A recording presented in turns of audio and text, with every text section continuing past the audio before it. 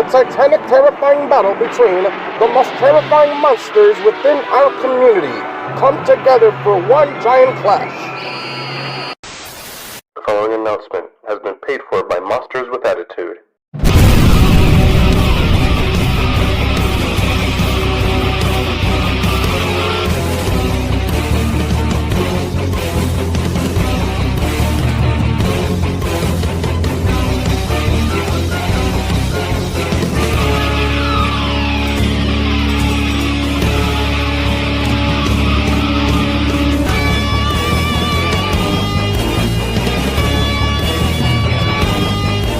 We are your podcast's favorite podcast, living off of one phrase, 3 words. Embrace the attitude.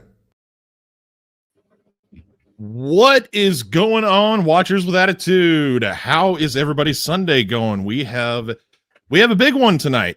This is going to be an interesting topic of discussion because we are getting into most things Ultraman, mainly the original series, but yeah, the IP as a whole, and I have been having a blast going through it. But before we get into that, I'm your host with the most, Mr. Samson West. To my this way is the Stalopy Poppy himself.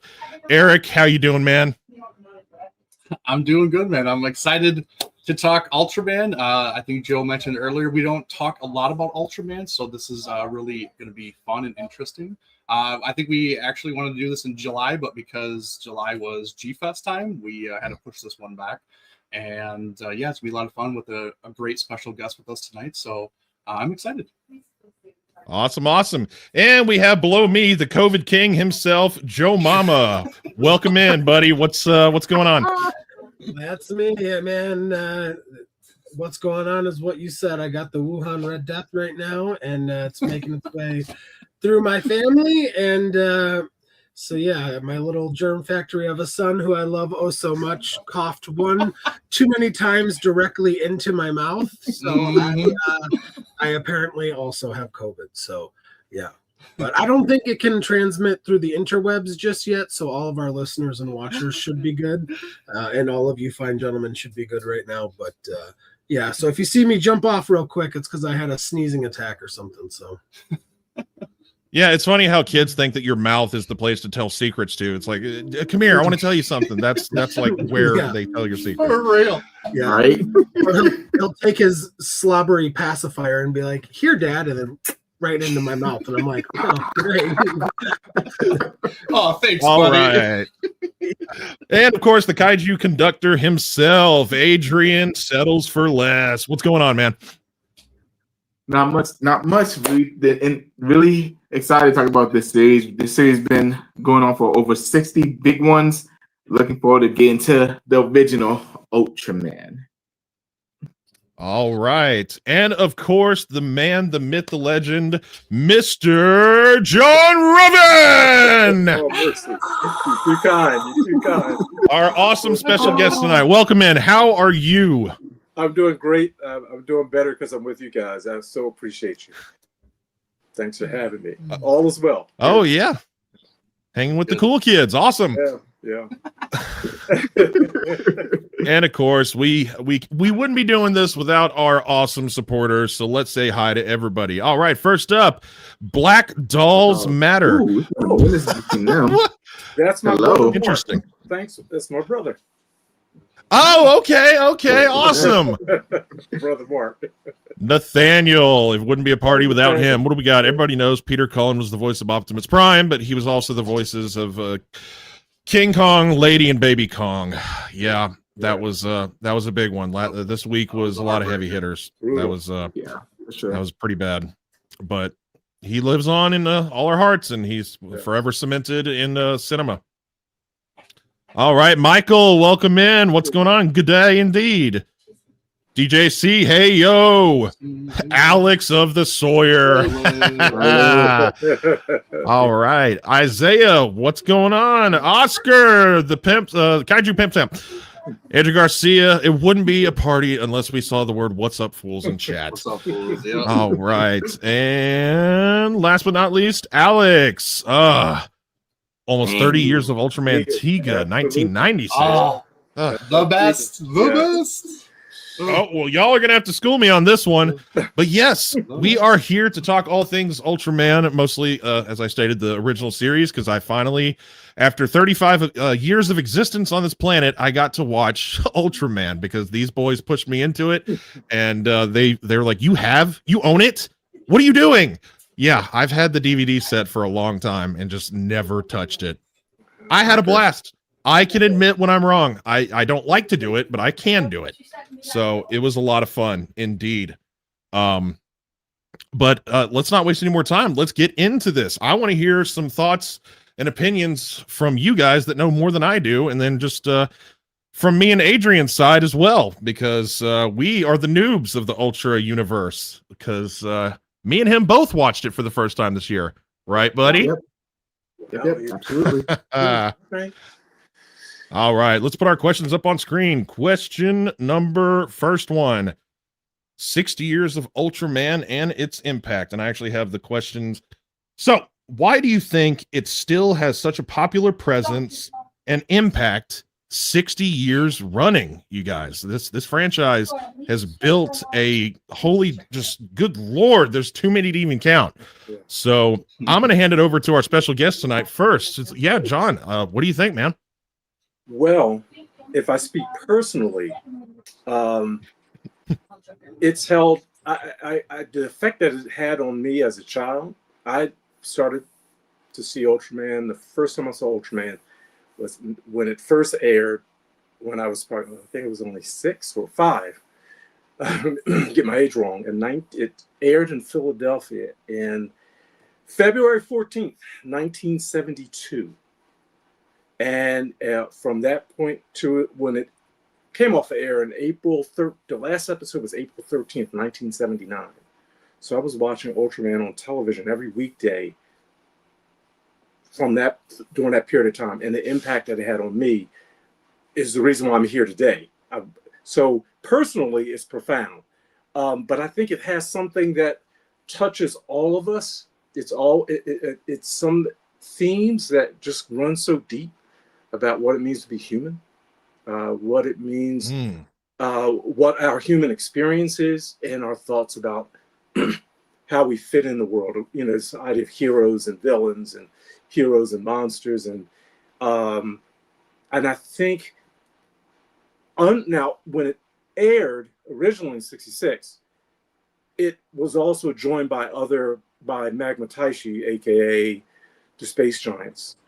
But it outlasted it because the story and the content, I think, just was distinctive enough and distinguished enough that facilitated its longevity, unlike the closure that the Space Giants had. Over its 52 episodes compared to 39. Really interesting. There's a lot there for the reason why it's so successful and why it would have lasted 60 years. Wow. That was profound. Yeah, it's impressive. I don't know how I'm going to ever finish all that there is. Can I live long enough to watch everything, or should I not even try?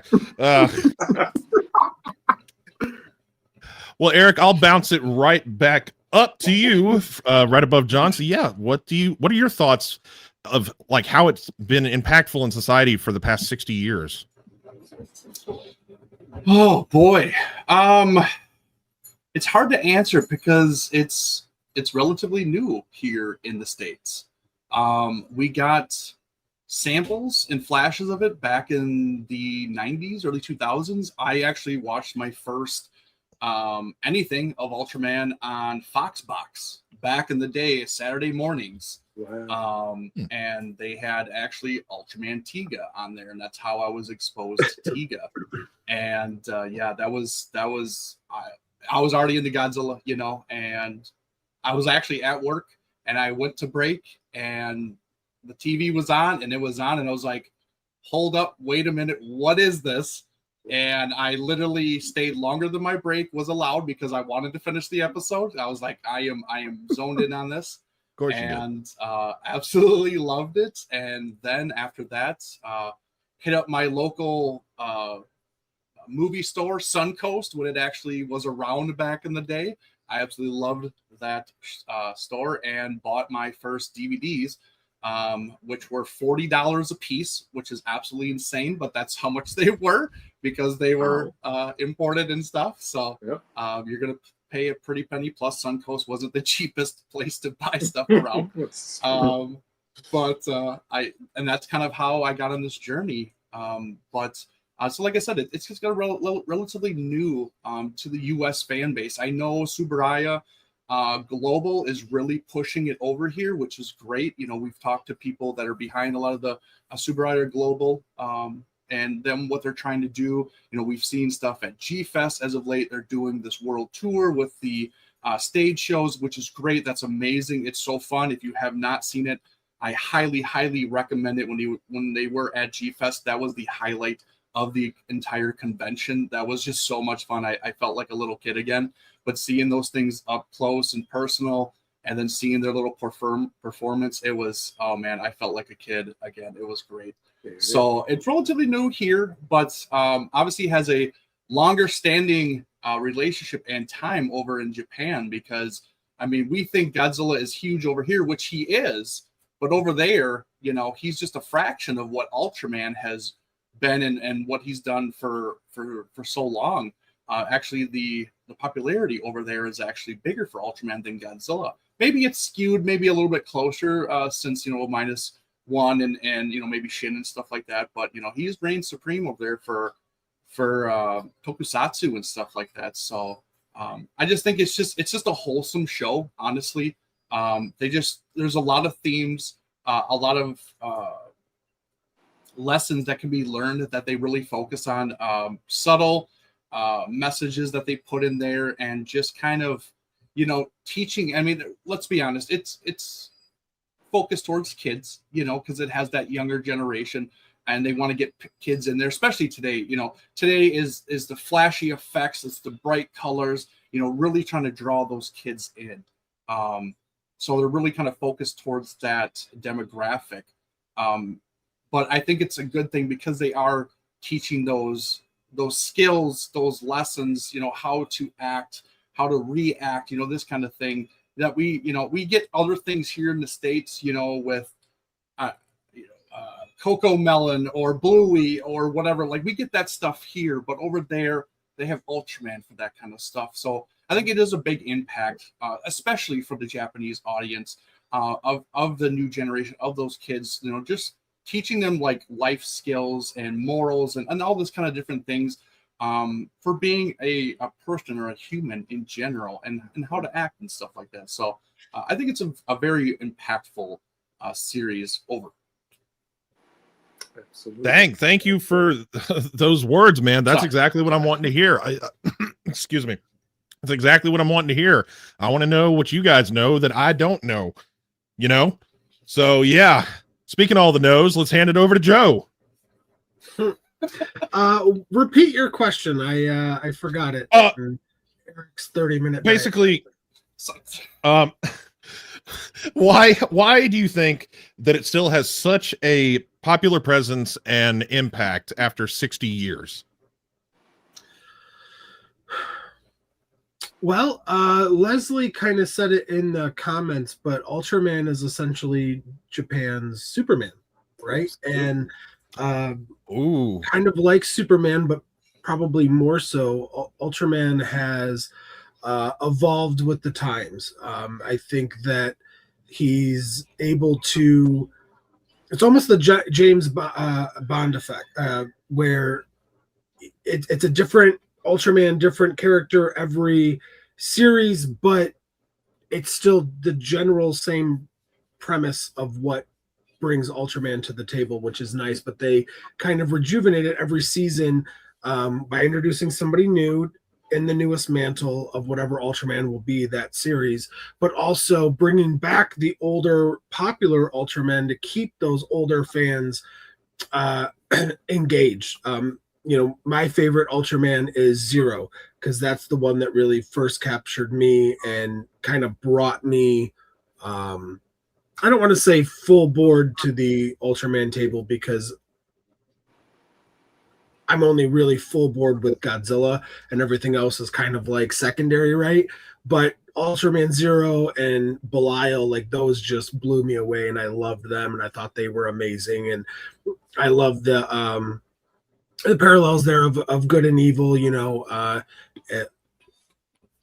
greed and all these different things that can lead to like the fall of an Ultraman. I just thought that was so cool, and that really brought me in there. So I think Ultraman's longevity and the risk of repeating what John and Eric have said, I think Ultraman's longevity is because of its ability to keep up and change with the times and bring in new elements and maybe even adapt some things that you might see in Kamen Rider or maybe even Sentai or something of that nature, where instead of it just being a changer that transforms, now they have gauntlets and they have armor and power-ups and weapons and swords and whips and shields and spears and all of these different things, and it's just keeping it interesting and flowing for the newer generations. But like I said, bringing back some of those older Ultramen that originally captured us and bringing them back into the shows to keep us tuning in. Well, dang, spoiler alert, they bring him back. Okay, thanks. No, that's awesome. That's awesome, Joe. Adrian, I don't know how well you can answer this question because we're both the noobs of the group here, but to the best of your ability, same thing, its impact over all these years. And what do you think coming from your standpoint? To be completely honest, Joe word for word took exactly what I was going to say. So this is kind of piggyback off of Joe. I'll say that they're not afraid to change Ultraman. This kind of with Godzilla, how they're always trying to find a way to evolve him and make him more relevant and make him have more different abilities, different things that makes him brand new every time we get a new series. That's kind of, I think that's what helps longevity with Ultraman. Even with the limited knowledge that I've seen in this limited series I've seen so far, I think that's really what's helping it, is that they're not afraid to try new things and try to upgrade what they're able to, especially with them finally trying to bring Ultraman to the US 2 years ago. That's going to even make Ultraman even bigger than before, honestly. And I'm really, really excited to see what the future Ultraman holds moving forward. Yeah, me too. Like I said, I got 60 years worth of catching up to do, and then I can answer my own question here. But from everything that everybody's saying from you guys in chat, it does seem like the kid-friendly vibe. It's more aimed towards kids, and the fact that it's a TV show versus a movie, it means people tune in to watch it episode to episode. So there's more excitement there. Excuse me. Do I have COVID? God, thanks, Joe. So it's yeah, the excitement of being able to like wait and just be anxious for the next next episode to come on, the next series to come out the next year. That's why I think, from my standpoint, the reason that it's just still so popular. And Leslie, yes, you did nail it. I love what you said, that he is Japan's Superman. Yeah. So that makes a lot of sense. And I don't know how to answer this anymore myself, truly. And oh, here he comes with another long, lengthy comment. Let's see what he has to say. The only nitpick about Ultraman is that despite being the title character on the show, he's only in any given episode less than 5 minutes. Basically, the Daimajin concept, which could be a deal breaker. Well, that is the one thing about a TV show. It is. You have a certain runtime, so you can only limit how often and how much you can see them in there. But does anybody have anything to comment on that, Joe? No, please let John go. Oh, John, I'm sorry. I might be a little off topic here, but I think a part of the success was its ability that week to week episodes, they could touch on new topics, that they could introduce important lessons to children, but also riding the success of television, as it was growing, and movies, were kind of on a decline versus being at home. Seeing something every day, especially for children. It was profound for me. And I learned about good and evil by watching Ultraman.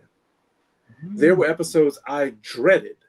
There were episodes I just couldn't watch. I had to wait literally a month to see it again, as it would just replay day after day, and it was that there was something about that made it stick as well for as long as it did on local television. That repetition and that it was competing against other shows in my day. There was it was so much Japanese anime, Ultraman, obviously, Space Giants, Johnny Sokka and his flying robot, but we also had it with Marine Boy, Astro Boy. There was a whole lineup, and it was a different time, and it just left such a deep impression. It was almost like it was after school, so we rushed home after 3, and it was like another classroom, in a sense. Mm-hmm. You learned something, even though it was exciting. We would go outside with my friends. I'd be Ultraman, and they would be some. We would switch who we were, what hero we were for the afternoon. But it was something profound about that and impactful. And I don't think it can play out the same way now, like it did, at least for me in the 70s. And maybe that's. I need to ask. Oh, go ahead. Sorry. No, I'm sorry. I'm done. I need to ask my dad if he watched it growing up, because my dad was born in '69, so he was a child of the '70s, and if he was able to watch it, because Eric, you said it was on some certain something. That's how you got introduced to it. As a product of the '90s myself, what was I never saw it growing up, so that's why I'm like, I wonder how I missed it. What was the thing that you said that you saw it on? It was on Saturday mornings. It was called Fox Box.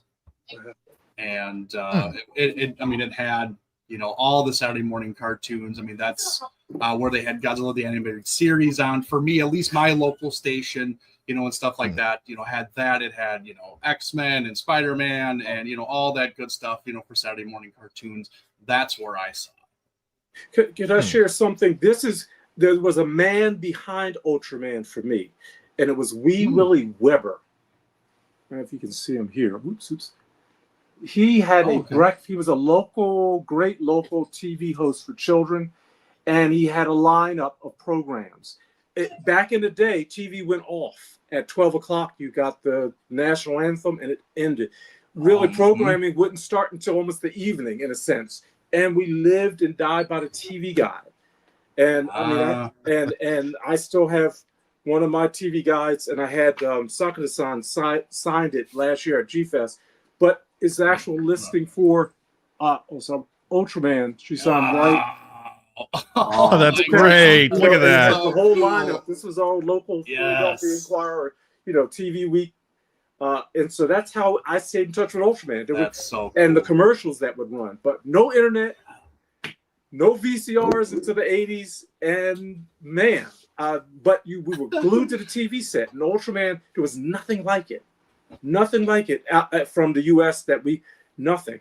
I mean, nothing compared. It was groundbreaking in so many ways. We had Godzilla on Saturday, but Ultraman ruled the week. Oh, I love that sentence. Godzilla was on Saturday, but Ultraman ruled the week. Got to put that in writing. That needs to be a plaque. I love that. Joe, you raised your hand earlier, or were you pointing to John? A little bit of both, actually, but no, just to piggyback off of what John was saying about the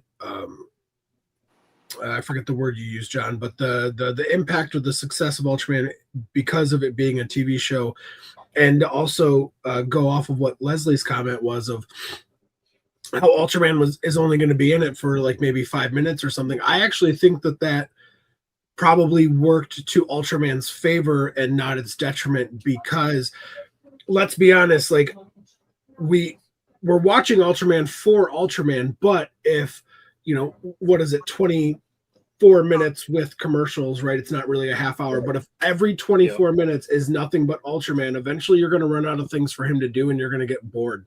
So that I don't want to say teases, because it's not a tease, but that, little few minutes at the end for you to get your fill was enough to be like, oh man, that was awesome. Yeah. But you're going to tune in tomorrow. Right. If you throw everything in the kitchen sink, and I don't know if there would have been Ultraman 60 years later, right? Because then if you're oversaturating it, you're killing it essentially. Yes. Yeah. Excellent. Valid point. Absolutely. Valid point. It's smart actually because they never brought Ultraman until the very last several minutes. So you had to watch the whole episode That's to right, make yeah. sure you saw him. Right. So that lead up, that build up, you're like, oh man, he's coming soon. And all of a sudden, finally he's there. And then the warning light would start. Yeah, Immediately the warning light just 3 minutes. The Ultraman, will never rise again. It's like he's got to get it done. He's got to get it done. Yep, exactly. He only has so much time, so he can only appear for 3 minutes, and then he has to be gone. So, Yes. Yeah, absolutely. I know. As I was watching it over this past month, I was the same way. I was like, "Oh man, when's he going to show up? When's something going to happen? When are we going to see the kaiju? What's the fight going to be? What new ability is he going to pull out of his ass to defeat him with?" Because he always just has an ability all of a sudden that he didn't showcase before.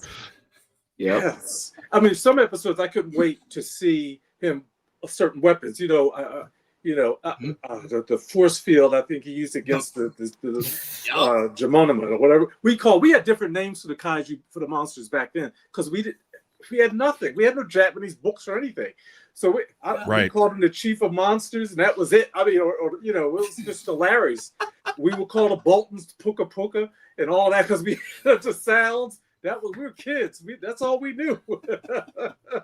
But yeah, oh my gosh, yes. When Ultraman survived, and in the last episode, it's just a killer.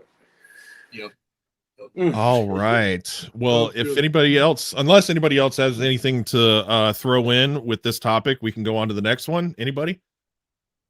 All right. Well, let's move on to the next one. This is more of a fun one and might be a topic of debate, but let's go.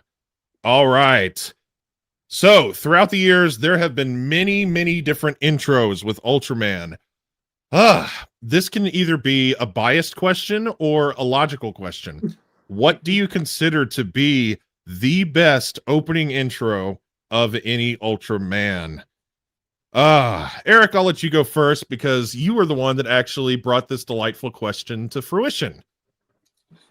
Well, of course, because Ultraman has spanned for obviously 60 years, and each episode, each series, each movie has this very amazing intro music that they always have, especially introducing, new Ultraman series and stuff like that. And I will tell you, some of the intros are bangers. Like they are really, really good. And they're fun to listen to, honestly. And I will go a little biased. There is some other honorable mentions that I could say, but I'm a little biased just because it is my first one that I kind of fell in love with. But honestly, at the same time, I think it is honestly the best one overall. And it is the original opening for Ultraman Tiga with Higher. No, I'm sorry, John. I'm sorry. He thought you were going to say the original. He thought you were going to say. I'm sorry. I love Tigas. I'm sorry, man. I'm sorry. I have to go with what got me into it. I love the original, and what it represents and how it started. But man, that song for Ultraman Tiga and that opening just really got me amped up to really want to watch the show. And like I said, it's a great, great song and intro, and it sucks that the original DVDs that were released in America for Tiga had the original opening music, but then when they re-released it in Mill Creek, they do not have it because there was a dispute with the band in the rights for the music. So when they re-released it with Mill Creek, they had to change the music up because the band won the rights to that music.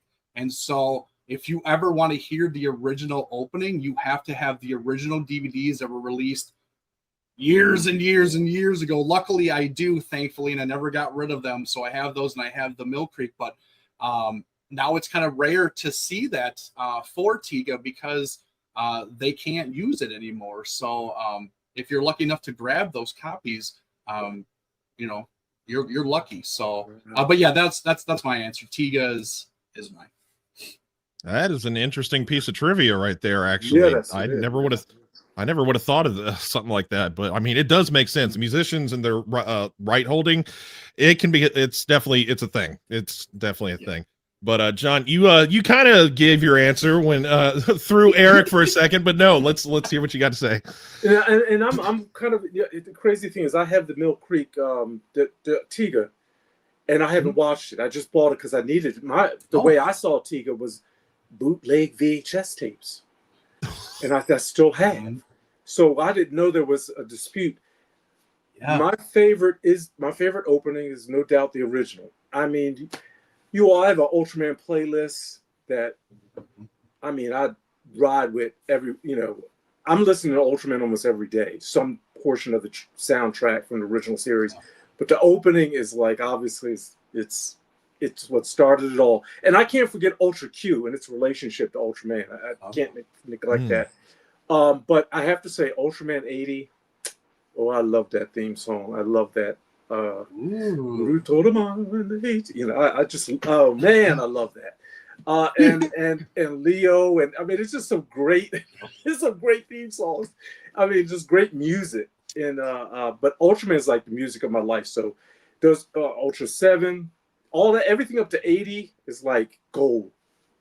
But the original is still the original, the best. What, John, for the original, English or Japanese? You're killing me. Oh, that's a good secondary question to go with this, actually. Man, you know what?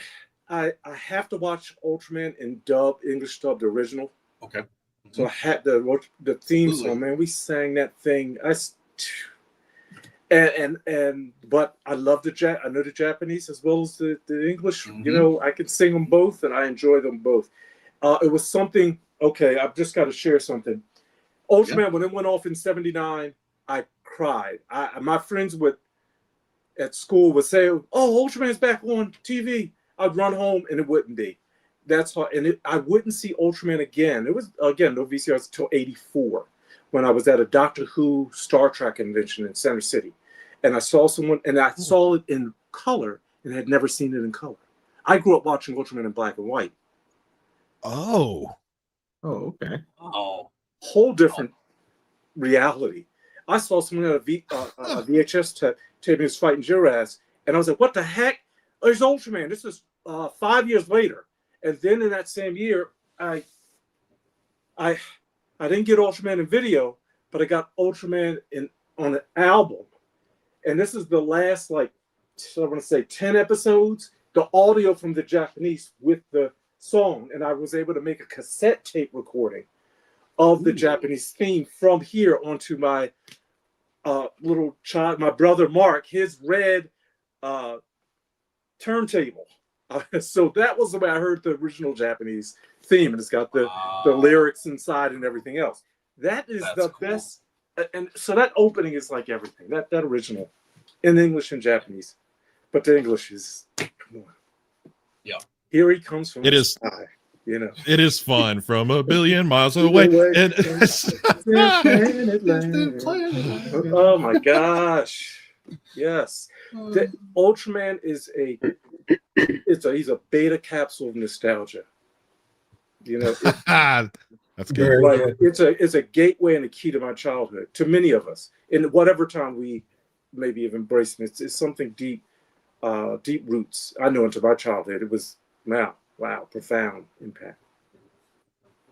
Awesome, Joe. You're another one that's in the know. So, well, first I just have to say that the trend continues that everybody else on the shows with me are significantly older, because they're talking about televisions and VCRs. What is it? What is a VCR? I've never. No, I'm kidding. I'm kidding. Whatever, Joe. I'm kidding. I'm kidding. I always like to bust chops about ages, but it's fun to me. But no, I have to agree with my significantly older friend Eric in saying that Higher by Tiga it's just the best. I love it. It amps you up. And honestly, it probably has to do with a little bit of nostalgia, because that's the one that I don't want to say that I heard first, but that's the one I remember the longest of. So as you know, kind of being a 90s baby, like and going to G-Fest and stuff, that Tiga seems to be the one where I would hear that the most frequently from, you know, people playing it at the dealer's room or the art shows or whatever, in the hotels. You know, back then we didn't have smartphones. I am old enough to remember a time before smartphones. But yeah, no. So I just the Tiga, man. It's just great. It's amp. It has energy. It's go go go. I love it.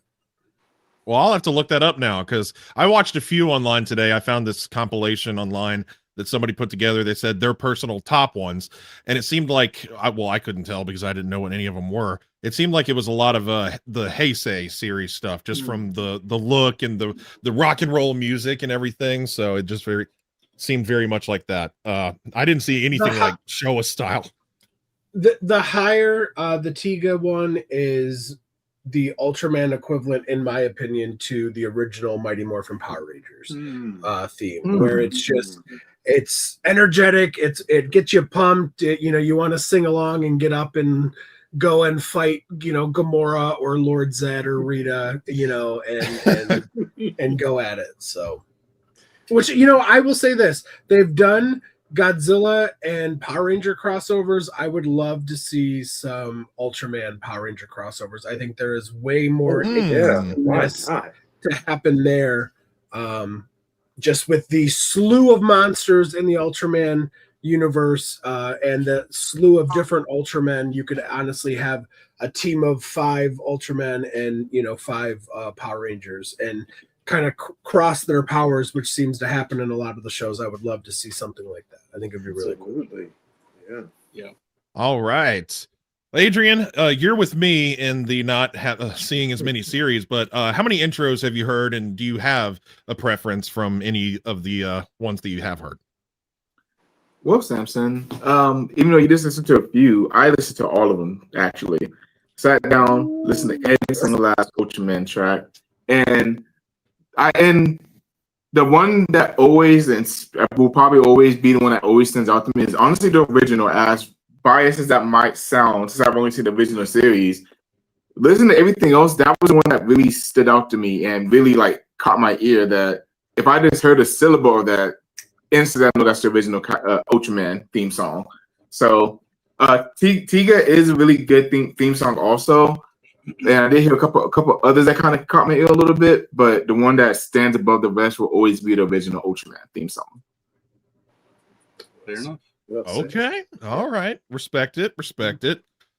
You know, it's funny, before ever seeing any of this stuff, my first few times that I went to G-Fest, the only times I've been to G-Fest between 2011 and 2015, because obviously it's a kaiju convention. It's G-Fest, but everybody's talking about everything. They have Ultraman stuff.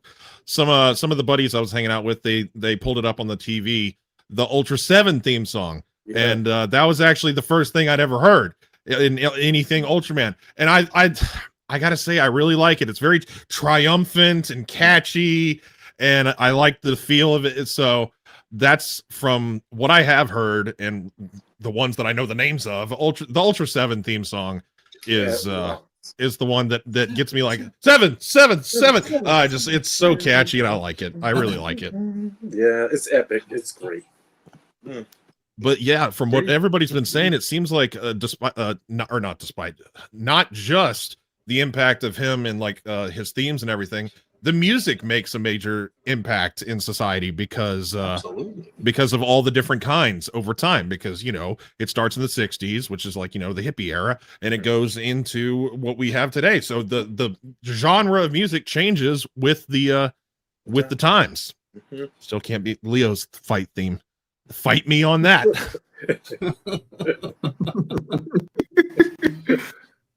But yeah, so that was cool. I appreciate everybody's input there, and also Eric, I saw your message. Thank you. Now I can I'll listen to that. I don't want to get us copyright banned, so I'm not going to pull it up here. I know. It's unfortunate that we can't do that for our stream, but hey, it is what it is. All right, let's move along.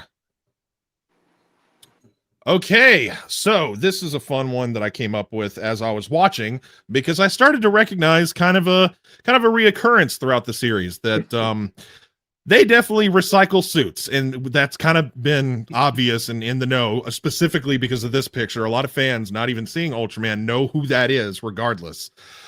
But yeah, let's talk about the recycled suits and roars. How well did they work, and would does it hurt or make it better?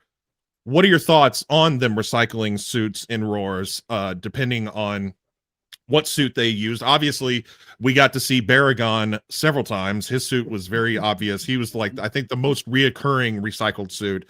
And then our boy himself, Jiris, however you pronounce it, is the man, the myth, the legend, Godzilla. So that's very apparent. But yeah, I actually am going to go from the bottom up. Let's start with Adrian this time. Throw a curveball to you, brother.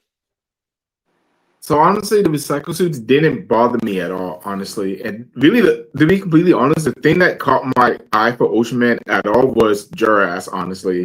Because they had this, what is this funky looking Godzilla with this frill on his head? What is going on? And honestly, that was a complete reason why I started looking into Ultraman at all as a kaiju fan.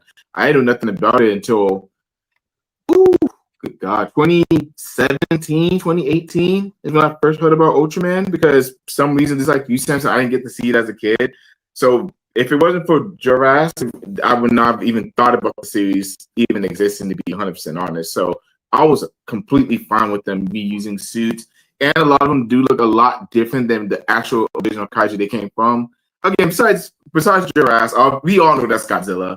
But I know you said, and I know how you are sometimes when it comes to suits and things of that nature. You're able to pick out little things like that. For me, I thought a lot of kaiju are completely different from the actual suits they use. If I looked at a list of all the suits they use for Baragon, I wouldn't be able to tell you which ones were Baragon, honestly. So I had no issues with it.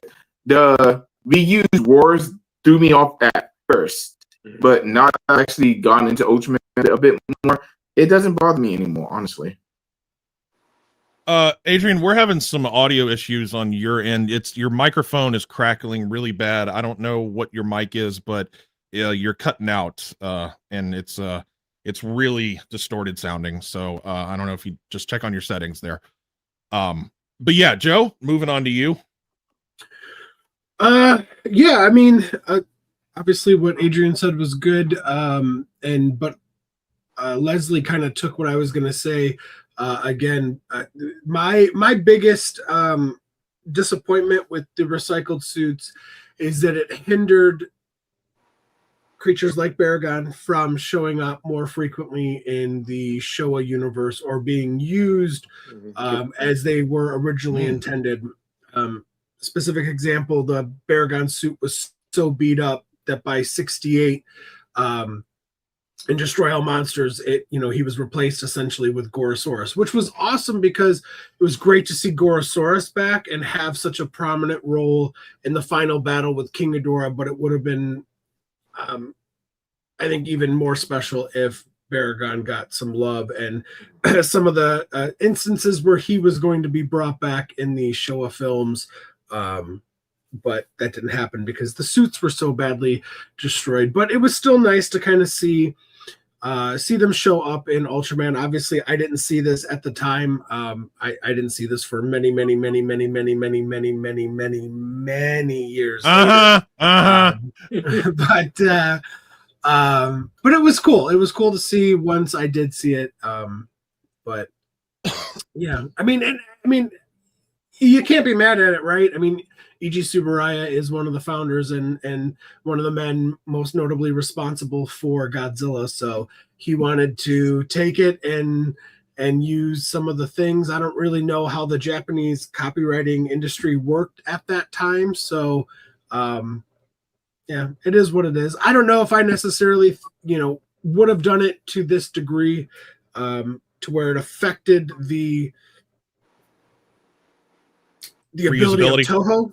Yeah, the ability of Toho to use them in their movies and stuff, but it is what it is.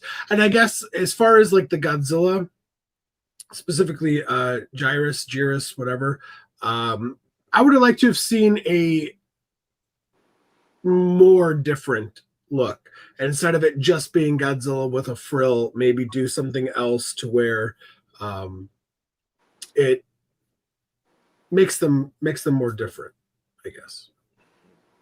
Yeah, because the Baragon one, they definitely changed the living hell out of it to make him look significantly different. But Jiros didn't. There wasn't much to it. The piece of trivia, if I'm not wrong, is that is actually the 65/66 head sewed onto the 64 body, and they used the frill to cover that up. Wow. Is that true? Do I have a little bit of trivia knowledge about Ultraman? Right there. All right. Well, John, yeah, same thing. What are your thoughts in regards to the recycled stuff? So, as a kid, it didn't bother me at all, because I remember Wee Willie Weber always in the breaks, he would say, "All right, kids, time to Ultraman's going to put his zipper, and they're going to, here comes the next episode, the episode of Ultraman." And when it was over, they're getting out. He would always make these funny comments. So it never bothered me. I saw them as real monsters. Now, G-Ross bothered me because it looked like Godzilla after the frill was moved. Yeah. And so, Eric, I have my best friend I grew up with. His name is Eric, and he still teases me about that to this day. About G-Ross and Godzilla to this very day, and it bothers me because that was such the way that ended. But now I think about it now at being older, budget constraints, weekly production, just how expensive it would have been to pull Ultraman off as they did, just genius. But also now I can say, well, maybe they're just all in the same family tree of monsters, so the similar DNA, or you could make a epic kaiju tree, of why they look similar DNA, but it doesn't bother me. And the changes in Ultraman, from the type A, A type, C type, that was fascinating. I didn't notice it I noticed it as a kid, but I loved the C type the most because it seemed to be the most evolved and sophisticated. Yep. And it was just a clean look, but yeah, it just never was a problem growing up. Still isn't a problem for me now. I appreciate what they did. Okay. Some people nitpick or have their preferences, or it can be bothering to them. So I just wanted to hear from y'all's point of view what you thought. So yeah, Eric, moving on to you. Yeah, I mean, of course, we grew up, if you start with Godzilla, of course it's going to be a little off-putting, when you start hearing these familiar roars and sounds that you've known from this other IP. Now, when you start doing this one, you're like, oh, wait a minute, that's so-and-so is, why are they, doing that? And it's like as you learn more about it and stuff like that, Subaraya obviously was connected with this and Godzilla, so it only makes sense that they would bring a lot of that stuff older. So yeah, at first when I was a kid, because let's be honest, like Ultraman wasn't my first, Godzilla was my first, and always will be my first. Okay, so when you like something that much, you're very protective over it. So like when you see somebody using something that you love and you protect and you cherish, someone else has used it, you kind of get a little mad and a little upset about it and everything. But like, as you think about it, you're like, who cares? Who cares if they're using this? It's kind of cool. It's a cool little throwback. It's cool that, they sound like this and everything. And I love John's analogy of, maybe they're in the same kind of DNA tree, same family, just offshoots, of the same thing. That's great. I've never actually thought of it that way, but that could make a whole lot of sense into why, because you think about the suits and what the monsters portrayed to the Godzilla and the Ultraman, they're all very similar. So it would make a whole lot of sense if they were in the same kind of kaiju tree. So I love that kind of thinking from you, John. So thank you for that. I'll think of it that way going forward. So yeah, it doesn't really bug me that much. Obviously the Godzilla was Come on, like Yeah. we know what it is, you know. We know what it is, and all they did was put this thing. You know, I get it. I can get it. You know. And then Ultraman puts the frill back on him at the Yeah, end. he puts it back. Kind of a sign of respect, or Yeah, I don't know. Just bother. I don't know. But yeah, it's just kind of. At first, you kind of, you know, you're off-putting with it, but you know, as you grow up, as you kind of watch it more and more, you're like, oh, it's kind of a cool callback and throwback to a sound, to a look, to whatever. Just kind of, I think, in their own right, maybe respecting where it came from, honestly, you know, and I like that. And again, John, you brought this up, budgets. You know, they're not going to have all the money in the world, so they have to make it work. So they have to kind of use what they already have and just kind of input it and just kind of skew it a little bit so it's not exactly the same. But if you know, you know. You know, if you're a fan of this stuff, you absolutely know what they're trying to do. So honestly, so long story short, it bugged me when I was a kid, but now I don't care. I actually love hearing the throwbacks and stuff. It is interesting because it's like Easter eggs. You basically get to like listen and you're like, oh, what is that from? I know what that is. And I feel like the roar that was consistently used the most there was two separate ones after watching this whole series now. I feel like Baragon's roar, not only his suit, but his roar was used quite a bit. And the King Kong roar. I heard that coming out of plenty of kaiju's mouths in this series. And but no, the one that bugged me the most, I gotta say, because I am in the know with Godzilla, Dodongo's roar being the Mothra screech. I'm like, that doesn't work. That doesn't fit. I don't like it. It doesn't. No. So that bugged me so much when I was watching it. It ruined the episode for me, honestly. I need to try to get over it and watch it again. But I was just like, no, dragons don't sound like that. That's not what that's supposed to sound like. Make it better. Fix it. Do something different. But yeah, the Ghidorah phone, as I was watching this on Twitch, I was like, oh, to the Ghidorah phone. Every time I heard the phone ringing, I was like, oh my God, that's all that is. And just with hey, oh God. Hey, me and you, John, we have fought over Leslie for years. Me and you have the same thinking of this, so don't worry. I got you. Oh man. He's starting. So yeah. On top of that, they recycled one unique kaiju in the Ultra series. I noticed. See, I don't have the names. It was the one where it kind of had like the psi arm. It was a black kaiju, kind of had a beak, had the psi arms and the translucent wings. In the battle with Red King and yes. What was his name? Yes. And then we saw him in like when I think it was the last 4 episodes, because I watched the last 4 episodes on my last disc to finish off the series. He came back, but he didn't have the psi arms or the wings. It was as if they used he was just a different kaiju, not like, oh, it's him, but it's the mutilated version of him. I noticed that they recycled that suit in the series and didn't really change it too much. But yes, with everything that everybody's saying, with the budget constraints, and also at this point in time, think about it. There were only 7 Godzilla movies that existed. We didn't know how long or how big it was going to be. So they were just like, all right, this is what exists over there from in the Toho lot. Let's just go ahead and bring it on over here with this brand new experimental TV show that we're doing with this humanoid alien guy called Ultraman. But coming from the standpoint of somebody that hasn't watched this until I've seen all of Godzilla all these years later, it's like, wait a minute, no, Godzilla is such a sacred thing. Why are they taking the stuff from the? But no. Logically, it's because of budget constraints and whatnot, and having the rights with Toho and everything. Adrian, sorry, welcome back in. Let's see how you sound. And he's frozen. Oi. Oh, it's no, not. Okay. I think you're better. Okay, awesome. Well, if nobody else has anything else to say or opinions, or did anybody in chat have any questions or thoughts in regards to this topic, I guess we can move along. All right. Yep. Well, that was fun. I was looking forward to hearing what you guys had to say. All right, here's where it's going to get tough, and we're going to have to throw some fists out there. So, from the original series, the very best episode, the very worst episode, and why? For both questions. John, I will give this to you since you're Oh, no. the most experienced. I know. I'm sorry. I gotta. Wow.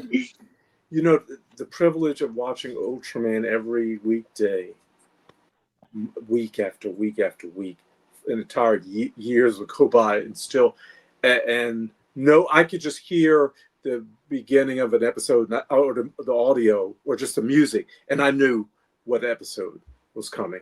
Especially the music at the beginning episode, the last episode. I mean, I knew to walk away or to like get really nervous. Really, I mean, it's Ultraman is an emotional experience for me, and those episodes can be an emotional roller coaster. Even and so what's the best and what's the worst? It was tough. There's episodes I don't consider them the worst, but maybe the one I didn't want to see. There's in the English dub, there's things missed that I didn't learn about what was going on until I saw the Japanese episode. And that detail that dropped off in translation in a way. The Bolton, I think it's the second episode, when the Bolton's first introduced, and I think Ultraman dies at the end when he carries off the ship into, and it blows up. I'm like, oh no. It's just heartbreaking. So it's not the worst, but it's painful. My very best. It's very tough. I mean, there's episodes, and I have their title names. And growing up, we didn't know the title. There weren't titles. We did the Japanese maybe, but there wasn't a subtitling or anything. So I just went by certain descriptions we made up. The Forbidden Words, Mythless. That was.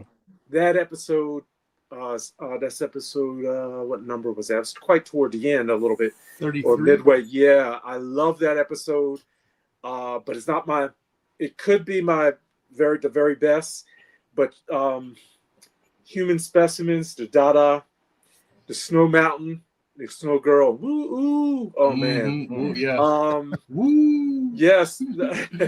Let's see, and the Little Hero, with Pigmon. Oh my gosh. Oh yes. Oh yeah. That crushed me. Pardon that was brutal. But for me, see, when I got older, I started to understand Ultraman more deeply, and I just appreciate the genius, the story writing, what it taught me, and the episode that stands out the most because of the things I learned in Japan back in like 2012 and 2013 would have to be the Monster Graveyard.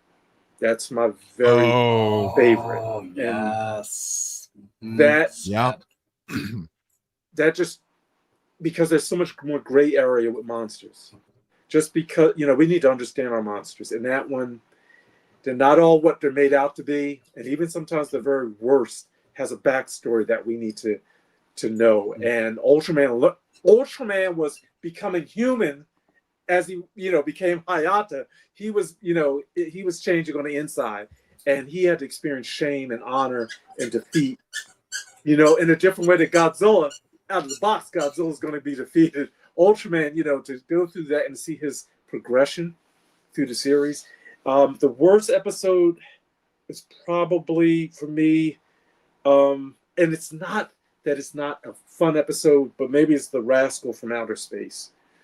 That was episode 11. Oh no, let me take that back. No, maybe the most boring, but I liked it for its pause in the series. The Undersea Science Center with the little girl going, that and the underwater base, and that one never. It wasn't as entertaining or fulfilling as the others, but. I know how you feel after seeing watching them back to back. I was kind of like, once it ended, which Ultraman always has such an abrupt ending. It's always like, the end. There's never like them gathering around. It's like, cheers, everybody. It's just like, no, Ultraman flew away. Episode's over. Yeah, after the credits rolled for the underwater one, I was kind of like, huh. So that's what we got from that. Okay. So I see what you mean for sure. Well, Joe, I'm going to throw it to you next. I wish I could give some super interesting or informative answer. My favorite are the ones with my favorite monsters. So like Gamora or Red King, Bolton, Zeton, things like that. I'm very much a buy and sell by how much I like the kaiju of the week type of thing. So my favorite is going to be, generally speaking, if I think the monsters are cool. And my least favorite, generally speaking, are going to be when I think the monsters are kind of lame or weird. I know Dada is a favorite of many. I'm sorry, John. I'm sorry, but it's just to me. Honestly, I'm not even kidding you. The first time I saw him, I literally it was at G Fest. There was a toy, a Bandai, and my dad said to me, "Is that Michael Jackson?" Oh. And no. I was like, I don't know, Dad. I'm like, 8 years old or whatever it is. So like, I don't know. So like, it's just been a running joke anytime I see Dada that I, bust out into Billie Jean or, I don't know, whatever. And so yeah, no, I don't know, things like that where I don't hate Dada by any means or Pigmon or something like that. It's just those aren't as interesting as like the ones where he's battling and it's explosions. And so that's my very, very basic, general answer. Don't worry, I'm not a deep thinker either, so I'm with you on that. So it's fine. Adrian, let's go to you. All right, so my favorite episode is definitely going to be the Prince Monster, or when we get introduced to Gamora. Oh my God, both of those two episodes are just absolutely incredible. I can't really pick one over the other, but both of those episodes are incredible. The monster graveyard is a very close second though, because that episode just has so much heart and feeling to it. I honestly love it. And then my least favorite is probably gonna be probably the one that when the underwater pretty much this entire episode. I can't even remember the name or the kaiju in that episode whatsoever. So I'm gonna say that's my least favorite. All right. Pigmon is the Kenny of South Park. Yeah, leave it alone. Oh God! It's like in the entire franchise, does he keep getting brought back and killed? Oh, please tell me it isn't so. Okay. All right, Eric, it's up to you. All right. So, there's a couple that I really don't like. I'm not gonna say hate. I'm just gonna say I really didn't like them. I think one of the first ones is, I don't even know the name of the episode, but it was the what was it? The green plant with the yellow circle in the middle. Like, like it. I'm sorry, I didn't get onto it. I didn't want monster seaweed coming at me, or spinach coming. I didn't want that. Like that didn't draw me in for that week's episode. So I will say that. Another one that I still don't understand the connection with this one. And maybe, somebody that, maybe knows more or have seen the actually Japanese version of it, and maybe they have actually explained it. But the Cry of the Mummy, I'm on the fence of that one because I never understood the relationship with the mummy and Dodongo. I never understood that. I didn't understand why the mummy was there and then Dodongo came out and everything. And it was just, I don't know. And like I said, maybe it's just the translation just wasn't there. The dub didn't translate it well, but like I never understood it. And it's almost like they just wanted to bring a villain for the humans to go after and then upscale it to a villain that Ultraman could destroy and stuff like that. And let's be honest, the Dodongo got done badly. Like he was demolished. Like eyes plucked out and everything. Like it was gruesome. Honestly, it was a bad way to go for the Dodongo. But I just never understood the connection between the two. So it always, I don't know, just kind of gave me a bad taste in my mouth because I just didn't understand it. And like I said, maybe, someone could shed some light on it and maybe make me understand, but that's just my opinion. Like that, I just never saw that. So it never resonated with me. But obviously, some of the best ones. Obviously, Gamora. Gamora is my favorite Ultra Kaiju, so those 2 episodes were great. Obviously, the monster-based one with Jiras, that's a great one. But another great one too. His first reveal episode was the Monster Anarchy Zone, where we got to see Red King, and Red King is Ultraman's bully. He is the equivalent of Gabra, honestly. Those 2 are the bullies of both franchises, honestly.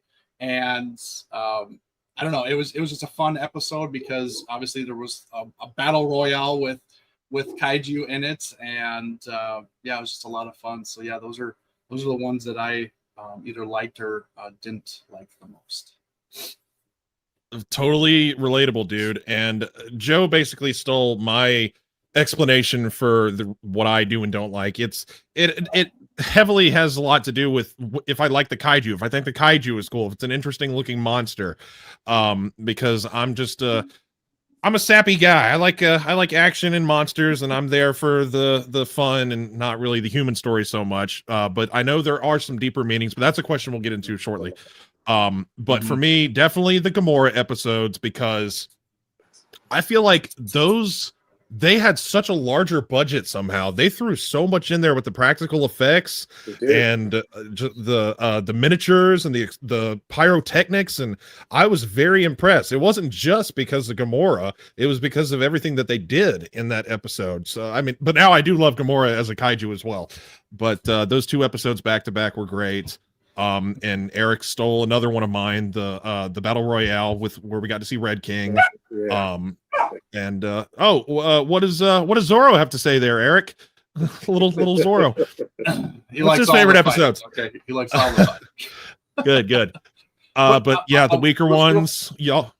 Yes, go ahead. I was just gonna say real quick, with the Gamora episode 2, which a reason why I think it's really good. It's the first episode that Ultraman was beat.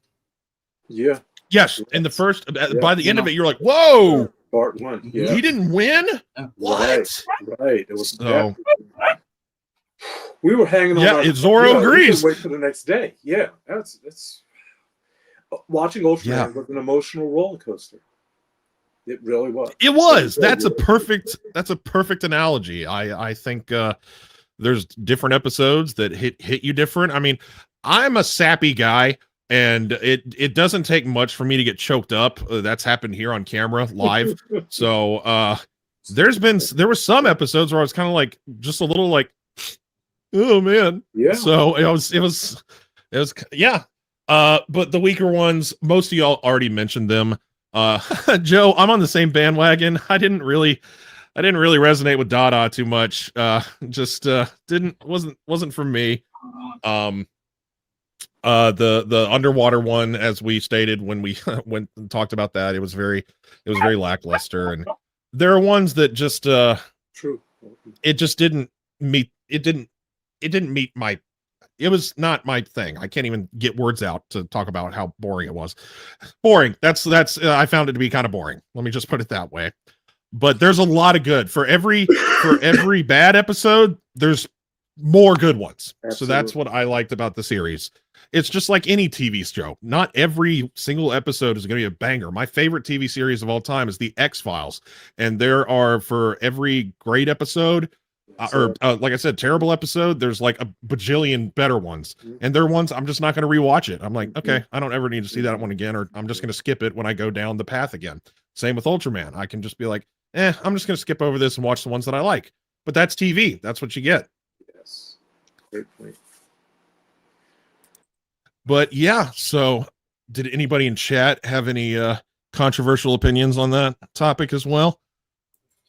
I don't think so. Just what I've been showing, just what people, answering the question. But yeah, so let's go on to what I have in store for us next. All right, this is another brought to you in part by Eric Stolp question. Yeah, this is interesting. This is actually not just about the original series. So this is like Ultraman overall. What tone do you prefer the most? Lighthearted, violent, dark, comedic? Yeah. What do y'all what do y'all think in regards to tone? Joe, I haven't started you first for a little bit. Yeah, I understand the way a lot of these shows will go the more light-hearted approach because they are geared towards, which Eric has said many times, towards kids. However, I think it's smart to shift a little bit tonally as your audience starts to grow. You need to grow with it. So I like how real or gritty some of the episodes can be with Ultraman. I mean, let's be honest, in Power Rangers, like if you watched it, yeah, you might see a monster get chopped up, but you didn't see their intestines flop on the ground. Or you didn't see the half of their brains spill out of their head or something like that. Like that's pretty intense. So I tip the hat for them pulling that off. I am definitely more of a fan of where the story should be a little bit more serious and, I guess, for lack of a better word, mature. I think that's one of the hardest things for me, even though I am such a huge Power Ranger fan. It's one of the things that makes it really hard to go back and binge watch, is because it is so campy. It's not fun campy. It's pretty cringe campy. Mm-hmm. And it's hard to go back and watch shows like that, where Ultraman, I feel like, can still bring that more serious camp, but not in a sometimes, but not always cringe way, which I think is good. But, product of the times and live and learn. So tone type, me personally, I like the more dark, serious, drawn out, slow burn approach, overarching themes and storytelling in series, and you pay it off either at the end of a season or maybe in a couple seasons down the road. Yeah. Somebody in comment or in chat was like, that's the image you chose? Well, yeah, because this is a crazy tone shift from Ultraman to Ultra 7. This is Ultra 7 where you see Kaiju getting ripped apart and bloody and torn to pieces. Yeah, I was like, this isn't your classic campy cheesy Ultraman. So yeah, I had to choose a different tone type for the image. But yeah, John, moving on to you. Wow, you all have to bear with me for a moment. This is as a child, I mean, I love the Kaiju battles. I loved to see Ultraman's new weaponry. The more serious episodes, they were tough to watch because of the seriousness of them. But now I appreciate them so much more. And I'm just going to mention a few things. Bear with me for a moment, because it makes me appreciate the whole of the original Ultraman series in a different way as an adult than as I experienced as a child. Like in 2012, 2013, while I was living in Japan, I started studying someone's insights into human behavior. And it opened up a way of I was trained as a chemist. So observing things was a part of what I was learned in school, but in a different way. And when I went back to the original Godzilla movie, something hit me that I had never seen before. I didn't appreciate it as a child. When I went back to Ultraman to see it again, I was like, oh my gosh, what am I watching here? And there are some powerful parallels that I think are important for me in Ultraman and the things I studied and went to school for. And they're not necessarily there intentionally, maybe. I don't know, and I need to do more research. I was trained as a chemist, but I was also trained as a theologian, went to seminary.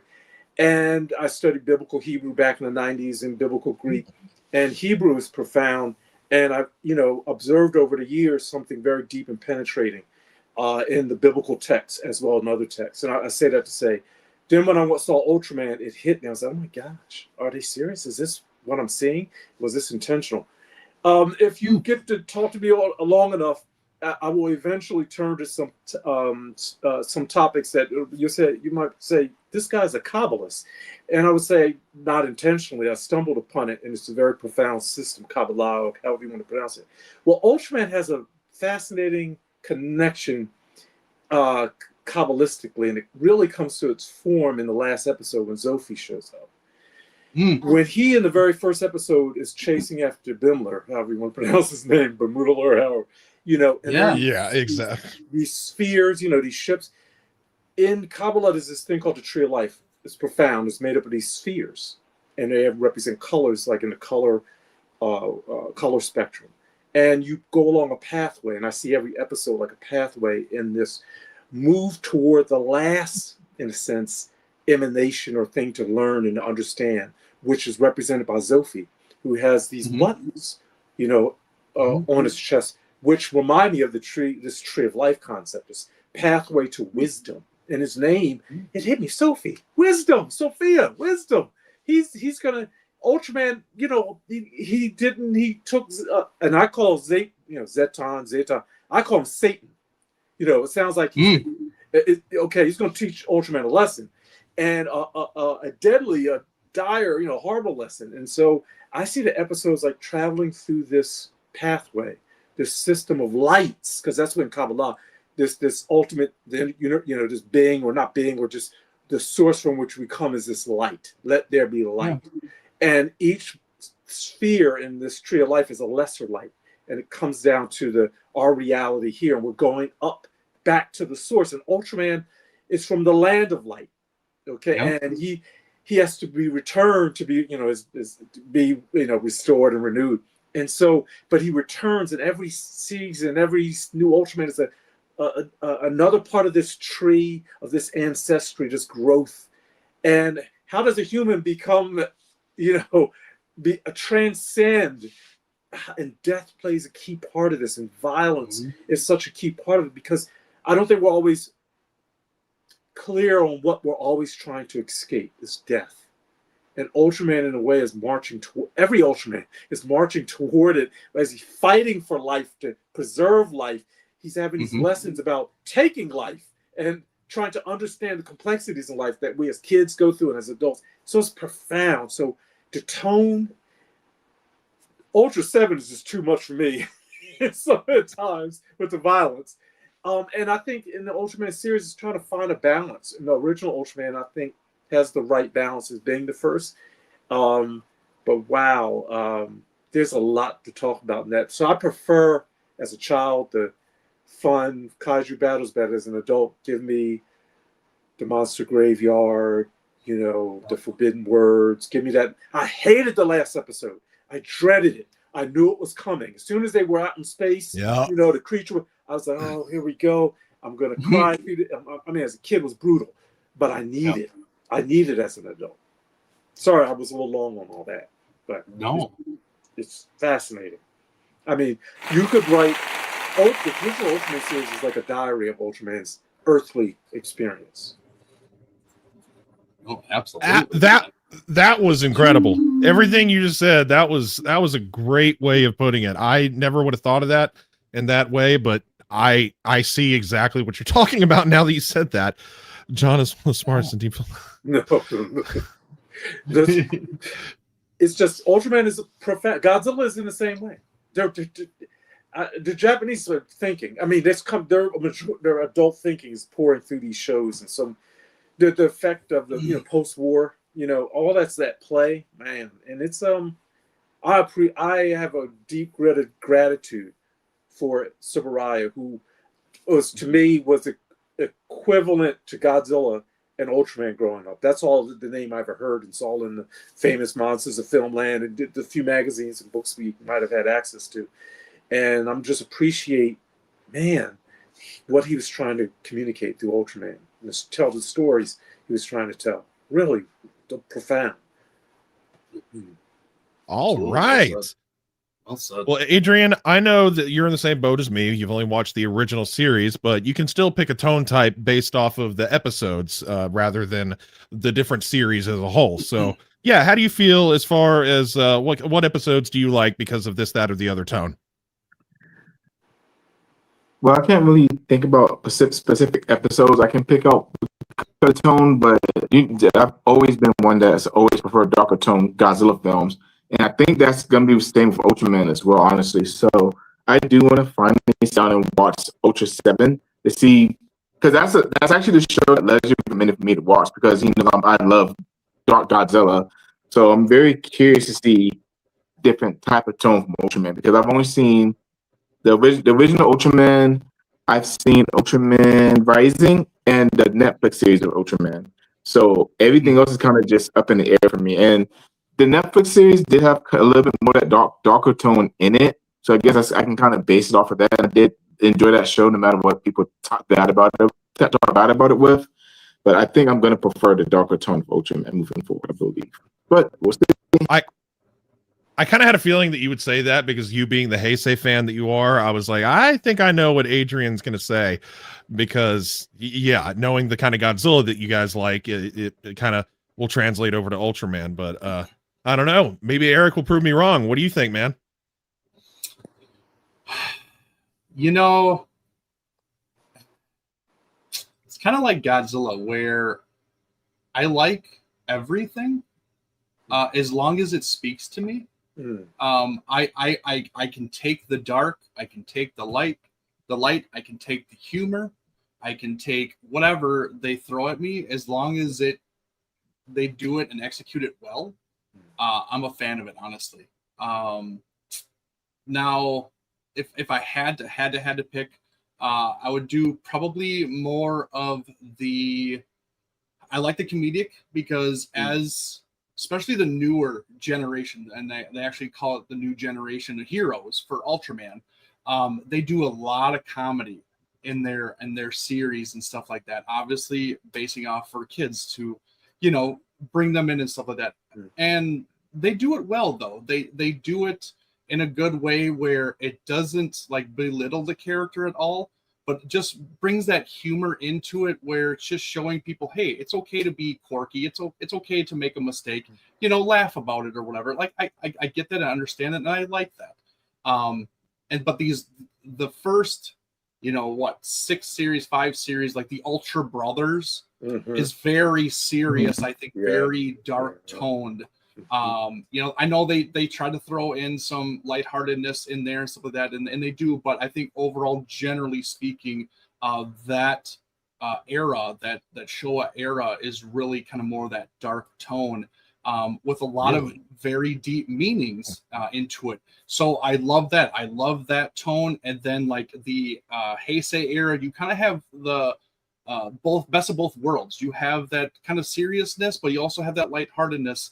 And then the comedic, so they have that, and then you have the new era where it's very comedic, very funny, very kid friendly and stuff like that. So, like, pick your poison, but I can get drawn into each one of those eras and like something. So I can't really narrow it down to one because I can really enjoy all of them all at once. Doesn't matter if it's from the Showa, from Heisei, or from the new generation. So I like it. Okay. Just based off of my personality and the stuff that I like Godzilla wise, I'm a Showa guy, so I kind of like the campiness. I like the classics. I like stuff like that. But also being a horror movie fan, I think I could take the dark tone, like what people are telling me that Ultra 7 is a brutal mofo, just taking out kaiju and splitting them in half and ripping, and I mean, just from this image, ripping the jaw off. Just yeah, I think I can take the dark stuff too. But I prefer I like comedic, lighthearted, and campy stuff the most. That's what resonates with me. So the original Ultra series worked very well for me. Not every episode, like we talked about, but still, I liked kind of the fourth wall breaking. God, forgive me, I can't remember, even though I just went through all of it, the every character's name, but the episode where he had the black eye and he kind of broke the fourth wall, looking at it, says, "Oh, you want to know how I got this?" And so that's great. Just stuff like that was funny. I like that they did that kind of fourth wall breaking stuff, and just didn't take itself completely seriously. They experimented around and had a fun time with the original series, and I enjoyed it. That's why I think I liked it so much and wasn't like, oh man, why did you guys make me watch this? No, not at all. I have no regrets. Well, I do have a regret waiting 35 years to watch it. So So, all right. Yeah. Well, awesome. I couldn't wait to hear what you guys thought, and let's move on to what we have next. Oh, wait. Leslie has something. Yeah, I can see that. He's just going off the tones and how he's comparing them to Godzilla movies, where he said that, what was it? Godzilla fans, basically, Ultraman series is Godzilla versus Mechagodzilla, fun and lighthearted, somewhat, whereas Ultra 7 is more terror Mechagodzilla, and then he keeps going on with Ace, Taro, and Leo is exactly like Godzilla versus Gigan and Godzilla versus Megalon, where anything goes pretty much. So he's pretty much telling me that I'm gonna like Ace, Taro, and Leo. Okay, neat. All right. All right. Message. Oh, there's supposed to be an S there. Messages in significance. So, were there any messages or something significant that stuck out from any certain episode in the original series or episodes? Were there any messages or just something of significance that made you like that was thought provoking or profound to you? Like we've been saying several times, the word profound was brought up several times. So, who has not started first? Eric, you just got done talking, but here, talk some more. Okay. So I think I touched base a little bit on it with our opening question. And the biggest thing I can take away from Ultraman and overall is basically how to be a human or a person. And what it overall what it takes to be a human. Either it's a good person or you're a bad person, the trials and tribulations you go through, the highs, the lows, everything that you're going to experience as a human being. They throw it into this series, because they do have this episodic themes that they do every week. And so there's always something new surrounding a certain character or something going on or something they have to overcome, whatever it is. It's how a human would handle it, if it's a good way, if it's a bad way, how to fix it, what to do, what not to do, right, from all that kind of stuff, just kind of teaching you, we go back to talking about kids and stuff, just teaching them how to be a human, like I said, good or bad, just whatever. These life skills, I guess you could say, on what you could do to resolve said problem, whatever. That's the kind of biggest thing that if you think about all the Ultraman series, there's always a message, always something that happens that they have to overcome, and just kind of your humanity and being a type of person and how you handle it. I think is the biggest takeaway I can take away from Ultraman and everything that they kind of represent. Just those nice messages and just what you can do to either fix them or people's experiences or whatever, being a friend, being a father, being a mother, being a kid, whatever it is, you have those different viewpoints also that they really kind of hone in on and they just explore overall. And I applaud them for that, because not everybody tries to do that in that kind of way, and they've been doing it for so long. And it's like, if it's not broke, don't fix it, right? Like, keep doing what you're doing. If it's making it popular, if it's making it make yourself money or whatever, keep doing what you're doing. Obviously that's the recipe for success. So that's just kind of what the biggest message that I see from Ultraman is, just overall, that kind of in a nutshell, just kind of being a human. Wow. Excellent. Good job. Awesome. Excellent indeed. Yeah. Adrian, I want to hear what you have to say watching the series for the first time. All right, before I go on my dive up, can you hear me okay? It is still crackling. I'm not sure what it is. Are you using your earbuds as the microphone, or is your phone the microphone? My phone. I don't know why the speaker on your phone or the microphone on the phone is having a hard time, but it is a little crackly. Do what you can. Yeah, it's okay. All right. The one message that really kind of, not really message necessarily, but I guess a moment in the series that really caught my eye was the episode when Ida was kind of going through his personality. What's the proper word for this? He was having doubt about himself basically the entire episode. He was all upset because Ultraman was saving the day, and none of his inventions was destroying, killing any of the kaiju or things of that nature. And he was really down on himself. And Hayata and Ultraman go ahead and go kill this monster, and you can feel good about this again because he did do a lot of things in beforehand. The Science Patrol be able to defeat some of the monsters, maybe not directly, but he definitely did some things to kind of prevent some more havoc from happening during that time. And the fact that Harada saw what was going on with his friend and teammate, and he took the time out to kind of build his confidence back up, that kind of really meant a lot to me. That still meant a lot to me because that was a really simple but heartwarming message. Same thing with the monster graveyard. Yeah. One thing that y'all know I always say all the time is that humans are the real monsters, and I say that all the time because really these monsters just come here and just kind of just walking around basically not knowing what they're doing. Some of them are very evil, but we do have a lot of them too that are they're just existing. And we saw how many times Ultraman murdered all these kaiju in this series, and then for him to actually feel remorse and everything in that episode, especially the kaiju for it, that was kind of special for me also. Excellent. Absolutely. I know exactly what you mean, but it's not my time to shine. John, I'm going to let you go next. Oh, wow. This is a great question. As I was listening to you guys that went before me, it made me think how Ultraman, the series of the original, begins with the death of Hayata, in a sense, the birth of Ultraman. But the series ends with the death of Ultraman and the birth or the rebirth of Hayata. Central to every episode and theme is death and violence. A villain, a hero, a victim, and a victimizer.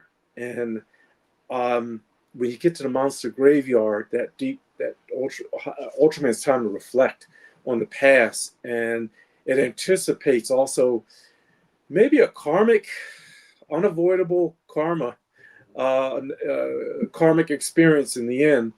And it's all built around what do we do with violence?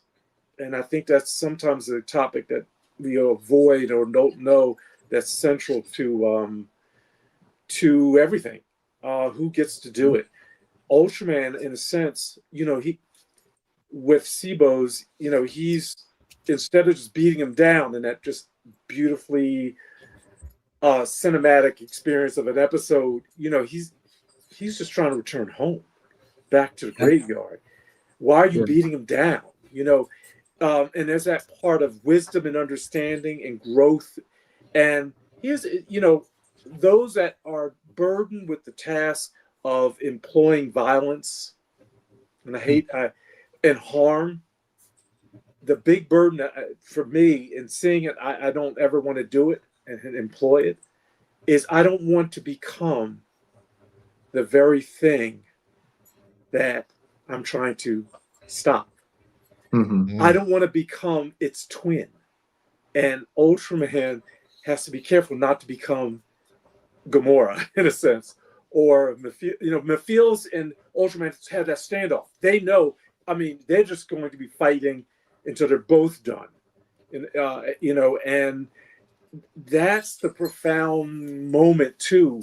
And that series takes us through with a message about what are we doing and how do we save ourselves as humans. Is that he's brought down, he's out there policing, he's brought down, because there's scapegoats in every episode, Hayata being the first one.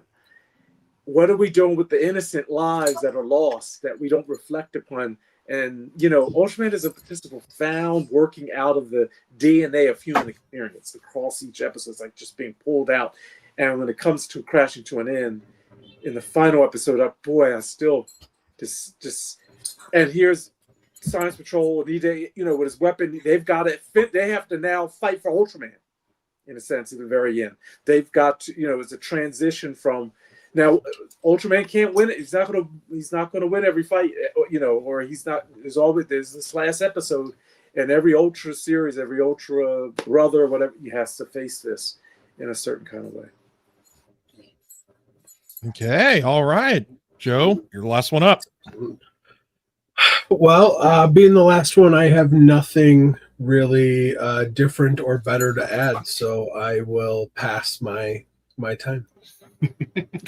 Okay, sure, Eric. What an Eric answer right there. I don't want to answer, so I'm not going to.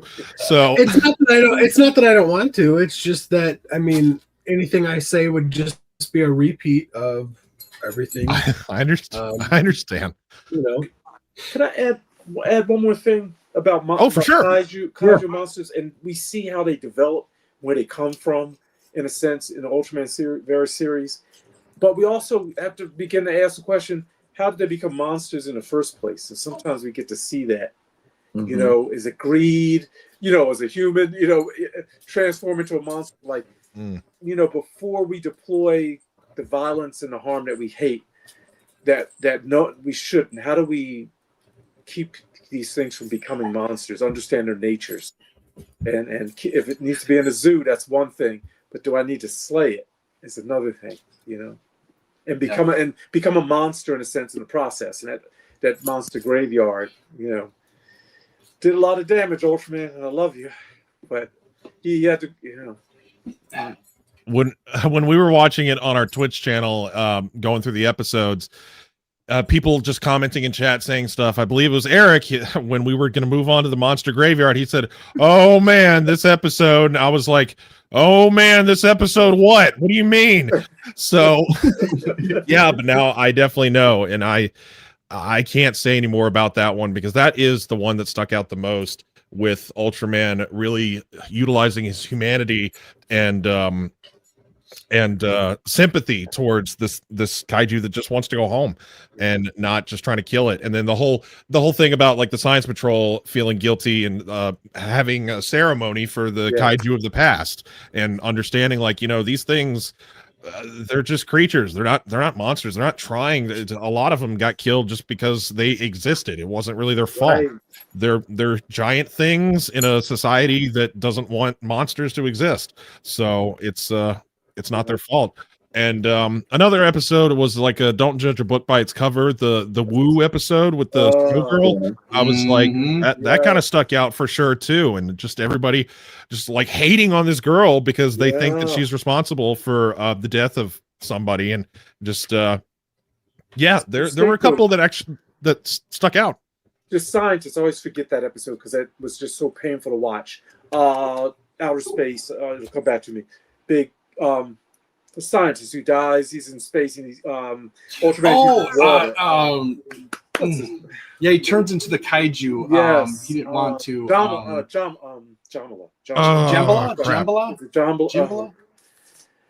That is so tragic. Just the whole. That's one of those episodes I don't like to see. I don't like to watch. It's hard to watch. Is it Jambala? Jamila. Is it Jamila? Oh, there it is. There's painful. Hard. Why am I blanking on that one? Now I got to look it up. And he's in the mud and Ultraman. Oh man, it's so painful to watch. Yes. The one I can hear the sounds. And he's running through the trees. It's just genius in terms of an episode. But man, it's painful. Yeah, now I it just clicked with me. I was like, wait, that was a little while back. That was like in the middle of the series, I think, right? So it's been a minute now since I've been on this journey for about a month. But the series as a whole has several different messages, and that's what I can appreciate about it. It's not just brain rot that you sit there, and that's why we're able to have these kind of conversations. There's some deeper meaning behind some of the episodes, instead of it just being, oh man, kaiju fighting, woo, explosions and everything.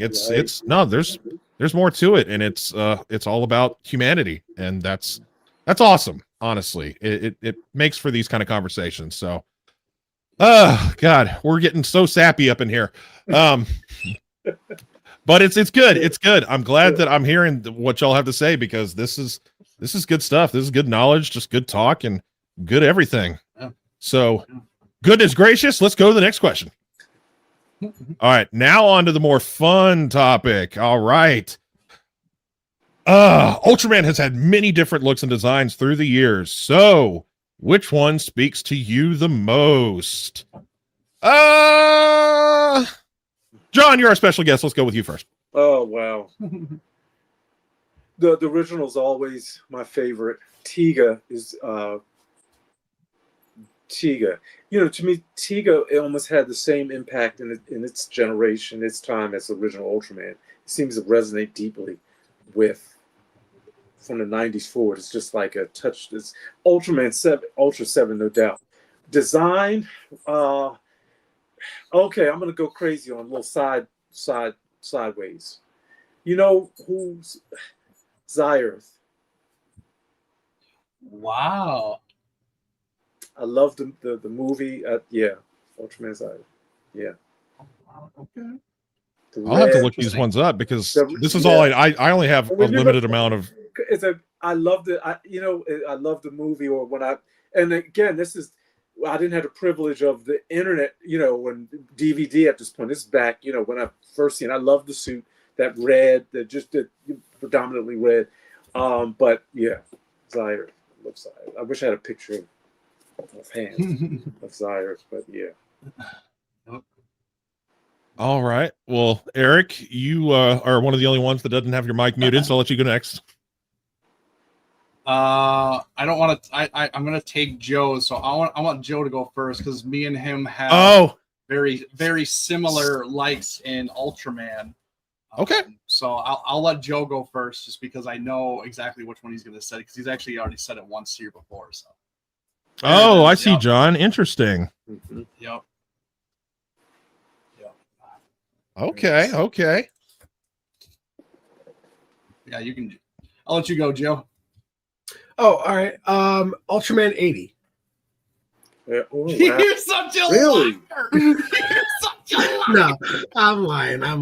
Ultraman 0. I just think he is completely badass, and I love the story of his first introduction as kind of this overly full of himself, very ego and stubborn and prideful. And I love how when he's introduced, there's a mimic with him and Belial, and how it's almost kind of hinted at where if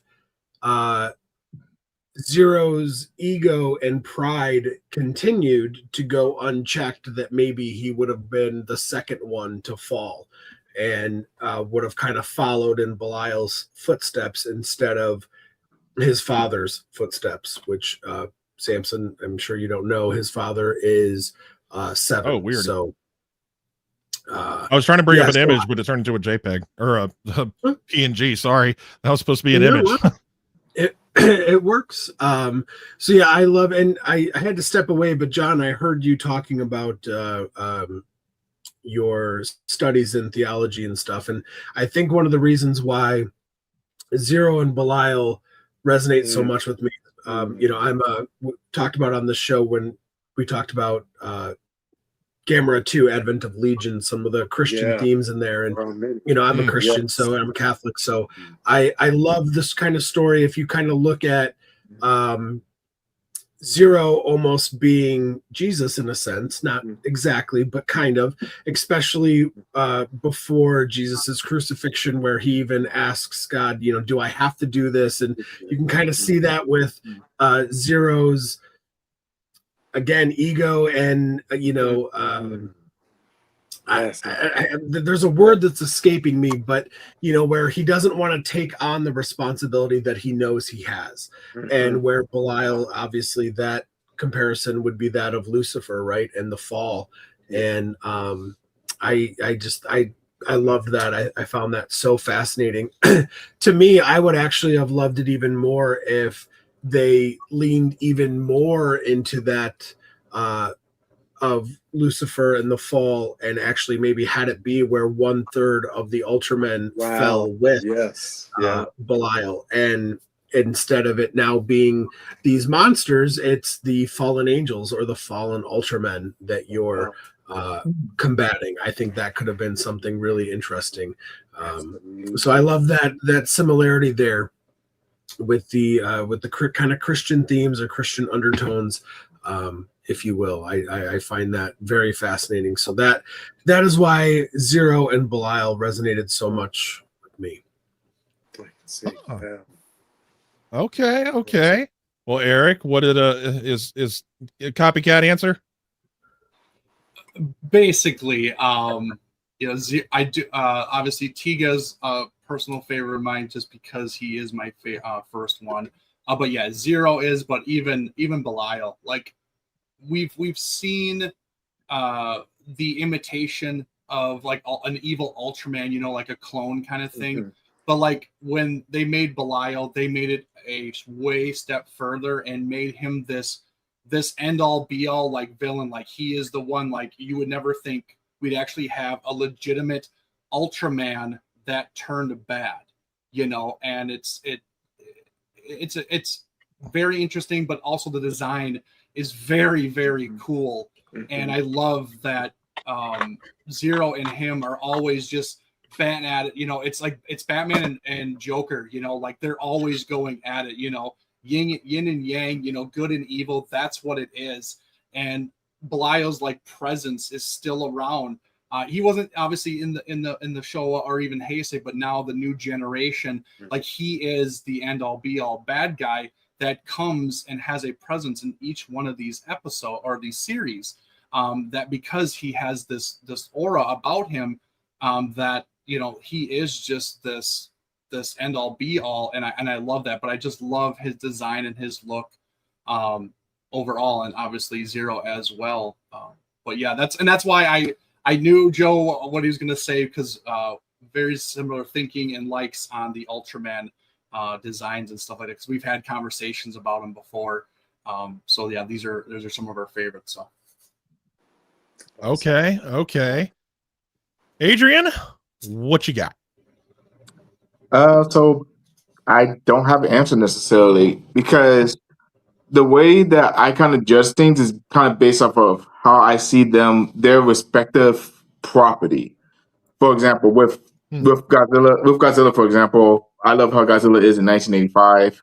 Same thing with Man of Steel. I love how Superman is in that movie. With Ultraman, I have to see more Ultraman to have a definitive answer on which one would be my favorite. I can't go just based off of looks. I kind of need to see how that Ultraman kind of moves and everything as well in the series to see which one's my favorite. So I can't pick a favorite design as of right now. No, totally understandable. Because based off of what I've seen, and the clips I've seen online, and just the little bits here and there that I know, I like the Ultra 7 design a lot. I like the blade and him being able to take it off and use it, and that's really cool. He has a weapon on his head. So I think I really like Ultra 7 a lot, even though the OG is going to resonate with me as well, since that's now my introduction to the franchise. But I can appreciate Ultra 7 from what I've seen online, basically. Let's see. Leslie just threw something in. Forgot about Ultraman Justice. That was a killer design, and it had a rare female host. Oh, really? Interesting. And there's very rare female Ultramans, but they few and far in between, but they are there, and they have an impact for sure. Like they do leave that resonating kind of feel with you after you see them or encounter them. Yeah. I mean, it was bound to happen. I figured there was going to be a female Ultraman somewhere in the mix at some point in time. It's like, come on, how could they not do that? But can I mention something that I don't think is why they did it, but again, talking about this idea of Kabbalah, the chief attributes or that you kind of encounter: wisdom and understanding. One's blue, one's red. One is the masculine principle and the feminine principle. You see it in the Matrix. But the one is male, masculine, and feminine. The feminine represents the queen, and rarely shows up. But when she does, it's something profound and important. Like, listen, when she opens her mouth, she shows up. It's something important. And so that I would attribute that to maybe why you don't see it as often, but is important. Yep. Okay. Man, there's a lot for me to get through, but it'll happen at some point. Well, we'll see. There's I think I might take more recommendations from folks instead of just trying to go down every single series. So that'll be some homework I'll get done in the future. All right. So on the flip side of things, now Ultra Kaiju. This does not have to just stick with the original series. This Ultraman as a brand. So what do y'all got? Adrian, I'll start with you. Okay, so for the longest time it was Giraffe, because again that was the first Ultra Kaiju I saw. But after watching the entire series, I understand the Gamora hype now. I get it. I'm on the train with Gamora now. I absolutely love Gamora as an Ultra Kaiju. My absolute favorite, hands down. Nothing else needs to be said. That's it. That's a wrap. Mic drop. Gamora's a dog, boy. He's something. All right. I'm just going to move up the list. Joe, what do you got? And it doesn't have to just be one. You can list off like several that resonate with you. It doesn't just have to be one. Like, I have to pick one only. It's this. You can. What are some that stick out that you like the most? So as far as like monster of the week, I would have to agree that Gamora is my favorite as well. But because I know that he is so commonly people's favorite, I'm going to pick a couple others, like you said, Samson. A couple from the movies that I think are slept on. One is King of Mons from the Battle in Hyperspace. He is absolutely one of my favorites. I absolutely just adore him in every single way. I think he's amazing. The U-Killer Saurus is an amazing monster. Great final villain that I do think that they beat too fast. I think that he could have been a monster, especially just because of his size, where you actually had like a 10 or 20 team Ultraman fighting him type of thing that actually could have been the culmination of a like 2 or 3 movie kind of arc thing. Yeah, I know he's amazing, but to kind of, I know he's not necessarily a kaiju, but to piggyback off of my last answer of Zero, my favorite villain for a long time now has been Belial, and he does go kaiju in a couple of his movies. Goes into Beryudora, but my favorite is the Arc Belial, which is this little guy right here. I have the gashapon of him. Nice. For those of you who might not know, he looks very much like Space Godzilla in a sense, just a demon form. And yeah, I love. Oh, Yeah. Pull him up again. I want to see. Okay. Ooh, I love Arc Belial. I think he's just an absolutely awesome villain, super powerful. But yeah, those are just a few off the top of my head that are really stand out to me. But King of Mons for sure, as far as like kaiju. I just think he is so awesome. I love his roar. Okay. What series is he from? Or movie King series? Of Mons he's from a movie, Battle in Hyperspace. Technically, it's Gaia, I believe. Okay, yeah. If I believe it's the movie pertaining to the Gaia series, but like Dinah's in it and Tiga's in it as well. Well, look who it is. Yes. All right, but John, giving it to you. All right, so I'm going to go. I have a few, and my favorite, but he's alien, but is Mephiles. Oh yes. Just for his intelligence and what he's trying to accomplish. He was Ultraman's match. I hate Zaytone Satan for what he, what he did and what he represents in the series.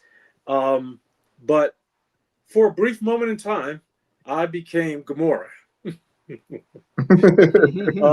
I had to, my good friend That's Ed awesome. Holland introduced me to Masami Yamada-san, and we went out to eat in Japan, and he had just come from making this, I believe this cast head from the original Gamora, and Wow. he let me try it on, or put it up to my face. I'll show you some other pictures if you can see a little better. You can see the size of it. So for just a brief moment in time, That's wild. Yes, it was wild. So That's so there's cool. there's a place in my heart for Gamora. Absolutely. All right. Eric? So I'll go with the usual suspects. Gamora, obviously, like I said, he is the end all be all for me. But there's a couple that have definitely got my attention through the years, actually, and I was just trying to get a couple photos of them so you guys could understand what it actually is. But one of them is, I believe this is the final villain for either Ultraman Z or X or something like that, one of the newer ones, and their name is called Ultraman Grieza. Wow. And he is just so cool because he's like a glitching ultra kaiju, but he laughs the whole time, and it's just a creepy laugh. And but he teleports everywhere, and you can't hit him. And he's always moving, but he's always laughing at you and stuff. And then even this image down here, like he goes even another level stronger and stuff. But it was just an awesome representation of a cool kaiju that it just stuck with me because of his laugh and his movement and stuff like that. He was always just kind of like moving around, kind of like he was like a drunken master. Honestly, he was always just kind of off balance, but like he would teleport and you couldn't get to him and stuff like that. So it was really neat to see, honestly. So that was a really cool one. And then another one for another some of the newer stuff. His name is Horoboros. And he's kind of like a werewolf, like wolf kind of thing. That was really cool. Like he started off on all fours, and then he like evolved into this version where he's standing on two legs and kind of more humanoid kind of thing. So we went more primal first, and then more humanoid, which was a really cool, I think, concept, and just overall a really cool episode, honestly, for me. And then, like I said, obviously, because Gamora is my favorite. That's a great one. Red King is always a fan favorite of mine, too. Love seeing him come back and whatever. So, yeah, just a couple that I really love and dig and really kind of made an impact on me when I first saw those guys because they're just really, really cool. So, yeah. Okay. Well, my list is pretty much consistent of the stuff from the OG series. But as I went along, Eric, you mentioned it last night because it was in Shin Ultraman. But yeah, and right there, our boy Naranga. He was, I thought that was great. I thought his abilities, the fact that it was a Baragon suit, he just is a neat looking kaiju, and I enjoyed the episode as a whole. It might be one of my favorites. But yeah, so Naranga, Antlar is something that I found interesting because I really am a big fan of giant insectoid looking kaiju. Case in point, Megalon. So Antlar was really cool. I thought he was just a neat looking kaiju. Red King, because he's a bully, and Godzilla's Revenge is a guilty pleasure of mine. Very Gabara-like with the brawling that happened between him and the two other Chandlar and who was the other one? I'm trying to remember who Red King fought against. Anyway, Jiras for obvious reasons. And out of the two kaiju from the episode, I can't remember what the name of the episode is, but Aboras, Aboras, Aboris, Aboris. I really liked the blue and just his giant oversized head. I thought that was cool. Yeah. And for obvious reasons, Gamora. So that's my list from the OG series, and that's I got a lot to learn for sure. Yeah. Awesome. But those are definitely my favorites. So wow, yeah. Thanks for. I was trying to find pictures because I should have let y'all know ahead of time. Like, oh man, if y'all can find photos, we'll bring them up on screen. But yeah, thanks for pulling them up on your phone to showcase to everybody. Yeah. All right, what does Leslie got? This is Oscar. Just name it. I'm just. Oscar. Sorry. Stuff. So, and then real quick, Leslie had a question for John. Do they still have those ultra cafes in Japan, Kaiju Sakaba, and that what it's called? I think so. I think one was closing. Was the original was closing? I'm not sure. I think I saw some posts on Twitter recently. So I think I think they're still going, but one might be on the verge of closing if it hasn't closed already. I'm not sure. Awesome to visit. That's one of those highlights. Experiences is going to the Kaiju Cafe. Nice. Okay. Big off Robert's comment. Rockin's Roar would later Titanosaurus roar something. Oh, I noticed that too. Really? Noticed that too. Trying to remember which one that is. That's from Brocken is from Ultraman so I don't know that. So you guys That's haven't why I even don't seen know. it. Yeah. Okay. Interesting. Well, fine. I guess I just don't know things yet. All right. I don't know if we should just skip this question because we kind of touched base with this earlier, but the overall question was over 60 years of Super Eyes Ultraman brand, in your opinion, what is the main theme they have portrayed to the audience through the years since its release? Have we basically kind of touched base with that already? So we can kind of skip that one and we can go to one of the most fun questions of all, or fun topics, I should say. So this one already got covered. So it was kind of a repeat question. But now for those that have it or those that don't, it's collectibles. There's so much. It's ridiculous.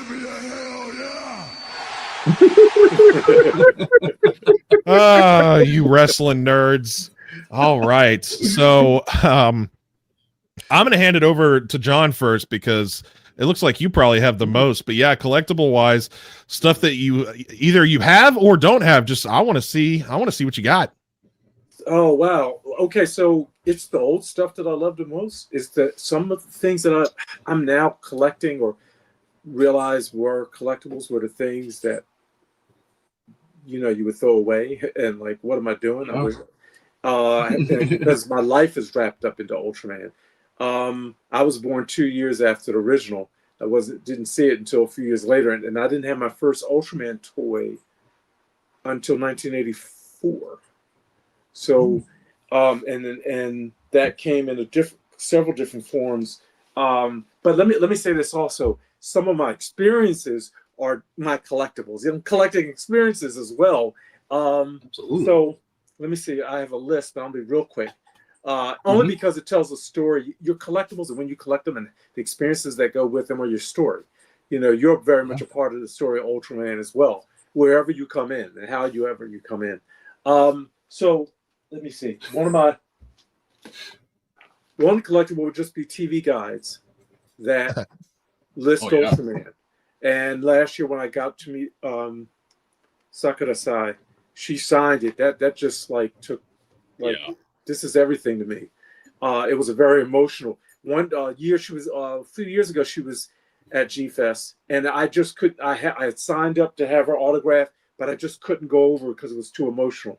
The impact, seeing her every day for 7 years virtually on television, that has it's like, wow, this is someone that's on my TV set, and but that's it. So something like a TV guide. The record is one of our earliest Ultraman items. And then for Christmas, my brother Joel gave me my first Ultraman. Oops. here Cool. Oh in wow. 1984. But then in 2015, I got to meet Ben Furuya, who signed it for me. And so like nice. this Bandai, I think this was a part of their like oversized kind of series of Ultraman, and then they did Godzilla as well, like the Jumbo. I had a Red King in the basement. I have more collectibles in my basement than I have in my little room. The Red King that goes along with him. But let me say the other main collectible was maybe it was 90 or 89 when I finally got to see Ultraman again, like I had watched on television. And I consider this as just as an important collectible. We used to have a show here in Philadelphia called the Japanese Animation Society. And I have to give a shout out and pour a libation to the old schoolers that carried on these things and brought us young bucks into contact with them. Some of them went to Japan. They had contacts. There was nothing out there. They would get the bootleg tapes. They would make the copy. And when I found out Mike, I don't know if Mike's still living, but God bless him, Michael, he got me my first 5 episodes of Ultraman. And I went out of my way to go pick this up. And the little VHS script fell off, but it has, it was the first 5 episodes. And I could not thank him enough for making me a copy so I could see Ultraman again. So that was profound. The earliest Ultraman books that I had was able to collect, they're still dear to me. Just simple. Most people would say, "Oh, that's only worth $5." It was priceless to me. Yeah. And Yeah, for sure. in the 90s, I was able to acquire. I had never got to meet Hayato, who was my favorite. Kurobe, but I was able to get this soft vinyl, and it has a green base in his signature. He signed it. Oh, cool. It's like everything. It's in my glass curio I keep in my bedroom because it's just precious. Quickly, a couple more things. Take your time. I was able to, in 1993, I was able to find the spider gun that Rashi would use. I love that toy. I don't have it to show, but I love it. I kept it in a box. I rarely take it out. I mean, just awesome. I wanted to buy the replica they had created maybe 10 years ago. It was like $2,000. Thing was epic, but I just couldn't afford it. But I'll end on this. Maybe the most important, and I have many of them, but it wasn't perfect until I could find, the bed capsule. And that was everything. I've been trying to get this for years. Just so cool. Was everything, cool. I didn't have to play with a spoon anymore, but I had. And so that of all the collectibles, that's probably my favorite. I have an Ultraman mask that I love, but I couldn't get it out of find it in my basement quick enough for the show. But and the figures, the CCPs, there's so much is ridiculous. Yeah. I knew you were going to bring out some cool stuff. I knew you were going to. I had to hear what you had first. My big Bandai's. I mean, I've got tons of books. Oh, and look at his background, guys. Like, I know exactly. That's just the gut. I just sprinkle some of the Ultra. So I keep my Ultraman stuff in my other curio in another room with my giant Robo stuff and Magma Taishi and Batman. So I don't usually mix. Growing up, I always had a tension between Ultraman and Godzilla. Who is going to really dominate my favorite? And Godzilla won out, but Ultraman is right there. And let me just mention, and I know you all are probably familiar with Yamada-san and just his sculpts and things and so forth. Yeah. But he has written and been a part of so many Godzilla and Ultraman books. And this is one of his books. This was Ultraman Best Book, and it goes through Ultra Q and original Ultraman series. So I would highly recommend collecting his Ultraman work. When I met him, he gave me this beautiful collage. Let me see if I can show it real quick. So I consider this a collectible. Let me see if I can just show a picture of it. Where I would love to see his collection, which is amazing. He made these amazing collage for me. It's like a double-sided, just beautiful work, and he allowed me to interview him. And let me say, almost done. I'm sorry. This You're is him in- fine. this You're is- good. This is him in his room. His Oh wow. okay. Wow. That's I mean, awesome. just totally awesome. Okay. And this picture is from probably like 10 years ago. He allowed me to interview him, and that was an honor and a privilege. Another thing I would say was a collectible was going to see the Ultraman Festival. I stumbled upon in Ikebukuro, and Cool. seeing the original Spider Gun, Mm. and I think this was Hayata's. Oops, messing up here. It's not trying to let me show all this. Cool. Dude, with that said, quick last thing. I know I have one more thing that's really dear to me. Let me see if I can find it. Oh no. Did I show it? Did I share it? I think that's it. I wish I had it to share, but it's in the basement. The Science Patrol headquarters. I have a beautiful set for that. I think that's really it. I have a lot of Ultraman stuff that I never share, that never gets out of the basement or gets out of a bin. Not because I don't cherish it. It's just too much to display. Ultraman will never end, and the collectibles won't as well. Very nice. Oh, that's so great. You got so much incredible stuff.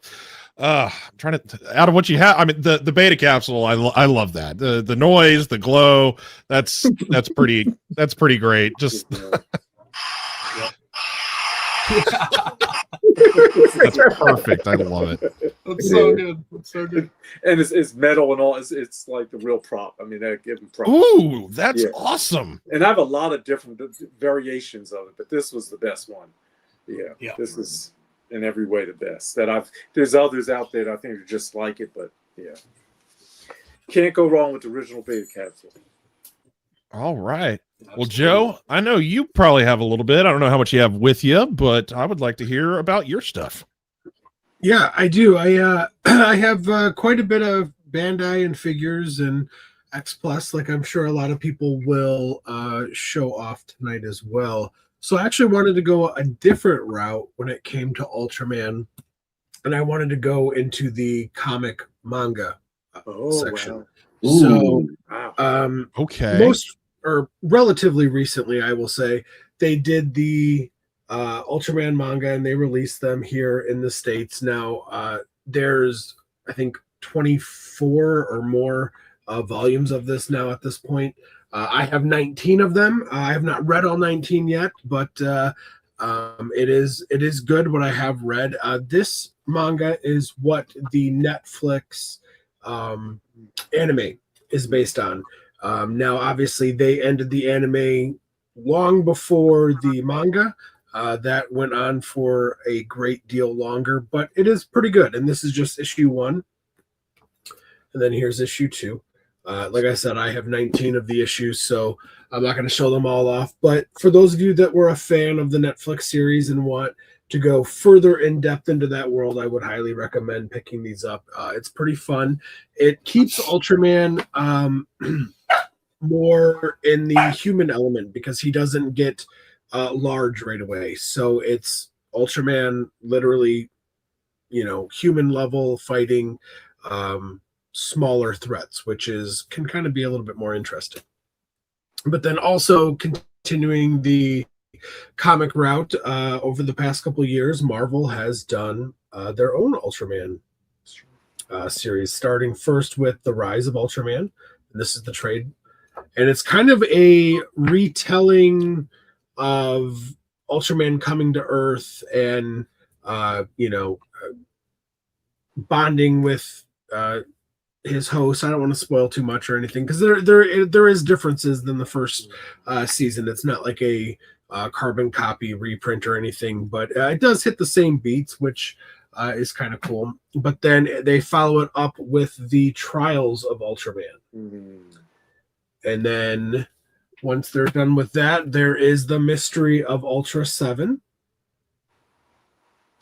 And then the culmination of that series by Marvel is called The Fall of Ultraman. I don't have that in a trade paperback yet, but I will. I have them individual copies. But one of the things that I really wanted to show, which I thought was really awesome, is that this is an original, the original 3 issues of the Ultraman comic from Harvey Comics.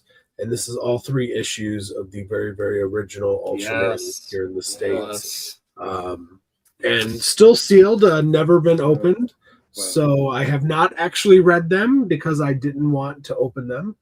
But yeah, all 3 issues are in here. And again, this is by Harvey Comics, which is super, super cool. Yes.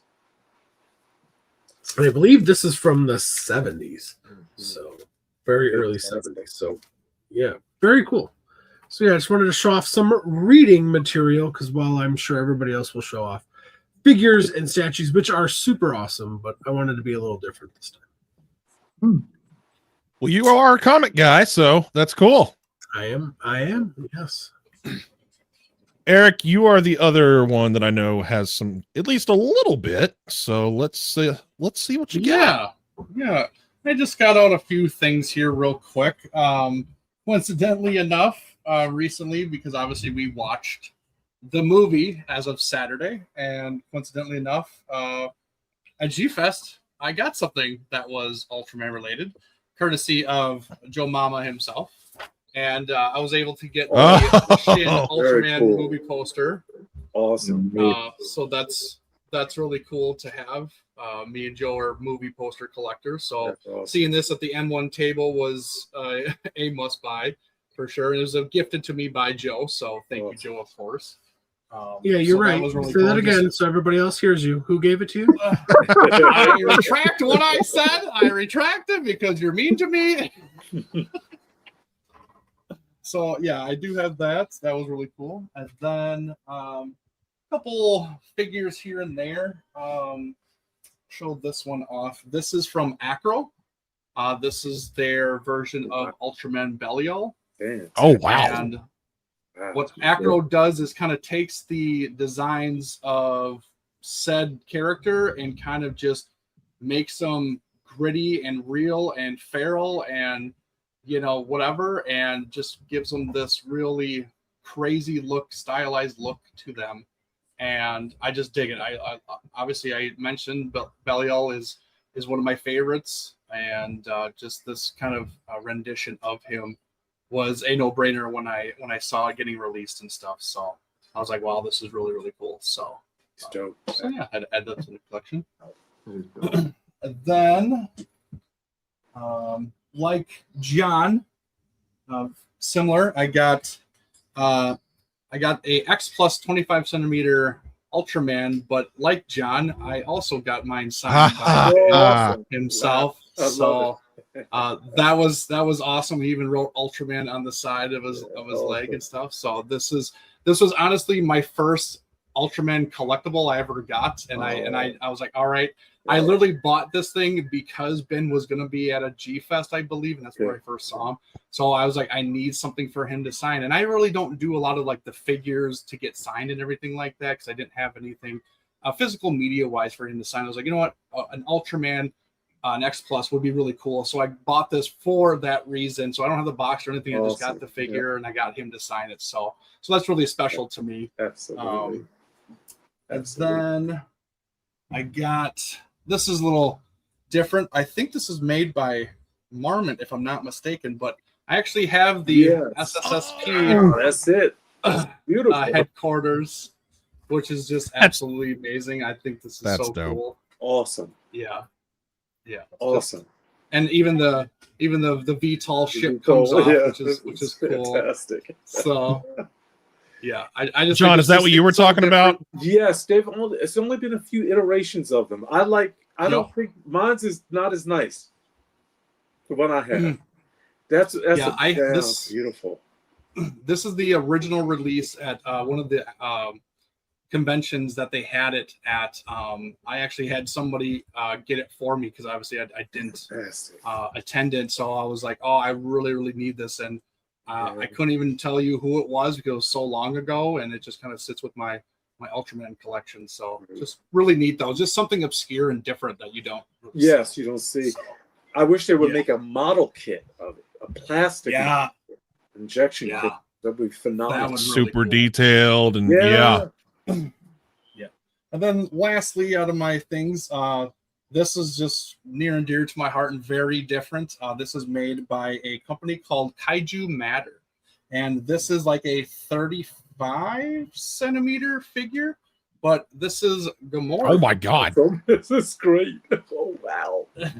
Phenomenal. Yeah. I saw this, had never seen it. I saw somebody had it on Instagram actually for sale.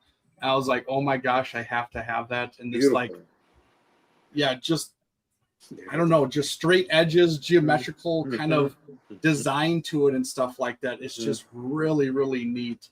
And he's a big boy. He's a big chungus for sure. So he's big. So it's just really, really cool, very neat, and probably my favorite Gamora figure I have in my collection. So Fantastic. He looks like he's made out of PlayStation 1 graphics. like digital, yeah. I know, that's kind of the beauty of them. So so yeah, that's all I kind of have to show off for my little collectibles. So All right. Adrian, do you have anything? And if not, then what would you like to have if you could add something? So I could actually answer both of these questions. So the first one is going to be what I would like to get, and I actually got the picture put up with me as well. perfect. There's a company that we've been really bragging about quite a bit lately, and that's going to be Ichiban Kuji. And they also made and Eric knows what I'm talking about too. I actually want to be able to find this. Ooh, if you can see it. This Ultraman figure. Yes. I want to find this. That's dope. It has the beta capsule. It has the Science Patrol headquarters. It has everything on here. Yeah. I want to get this as well with a Gamora figure as well from Ichiban Kuji because that thing looks wicked. Yeah. So I want to get those two. Yeah. And then for the collectible that I do have, this is special to me because I actually got to meet him at G-Fest last year. As you know, I didn't get to meet the original suit actor for Godzilla, but I did tell myself, you know what? Even though I don't watch Ultraman that much, I do need to go and pay my respects and go see the original Ultraman himself. Of course, you know, I got that's great. the man, the myth, the legend, got his autograph as well. It was amazing getting a chance to meet him. I even went to his panel as well. I tried to get some footage, but my camera lighting was being trashed, so I don't have the footage anymore. But even just watching that panel was just amazing. And seeing him at G-Fest is what really convinced me to start getting the Ultraman because he was an incredible person. And I'm definitely happy I got a chance to meet him. Well, you got another signature this last year too from an Ultraman person. Yes, I did. You want to show that? Oh, who's Let me see. I think I have that hung up. Give me a second. Go check real quick. Let me double check. Okay. Can I share? Yeah, go ahead, John. Go ahead. There were a couple more things because listening to Adrian, I'll just share a couple pictures from meeting Ben for the Beam for the. I don't know if you can see it. Oh, here we go. We had dinner. This is in 2015, but the funnest part was he's always instructing on how to do Ultraman's specimen beam. Yes. Oh my gosh, that was just like the night of my life. Oh, thing I wanted to just say.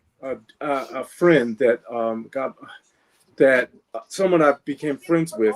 I'm wearing this pin, which I one of my earliest Ultraman, the Science Patrol pin. But this was gifted to me by a Ultraman and Godzilla writer in Japan, a dear friend now, Keita Makuta-san, and he's responsible for a number of articles and editor writing in a number of books and magazines. He recently interviewed Sakura-san maybe a couple months ago, but he was also part of writing this book, The People Behind Ultraman, and in part was written, I think, to tell his son stories about Ultraman and how Ultraman came about. The people behind Ultraman. I'm sorry, my camera's moving about and it's trying to, this Apple thing.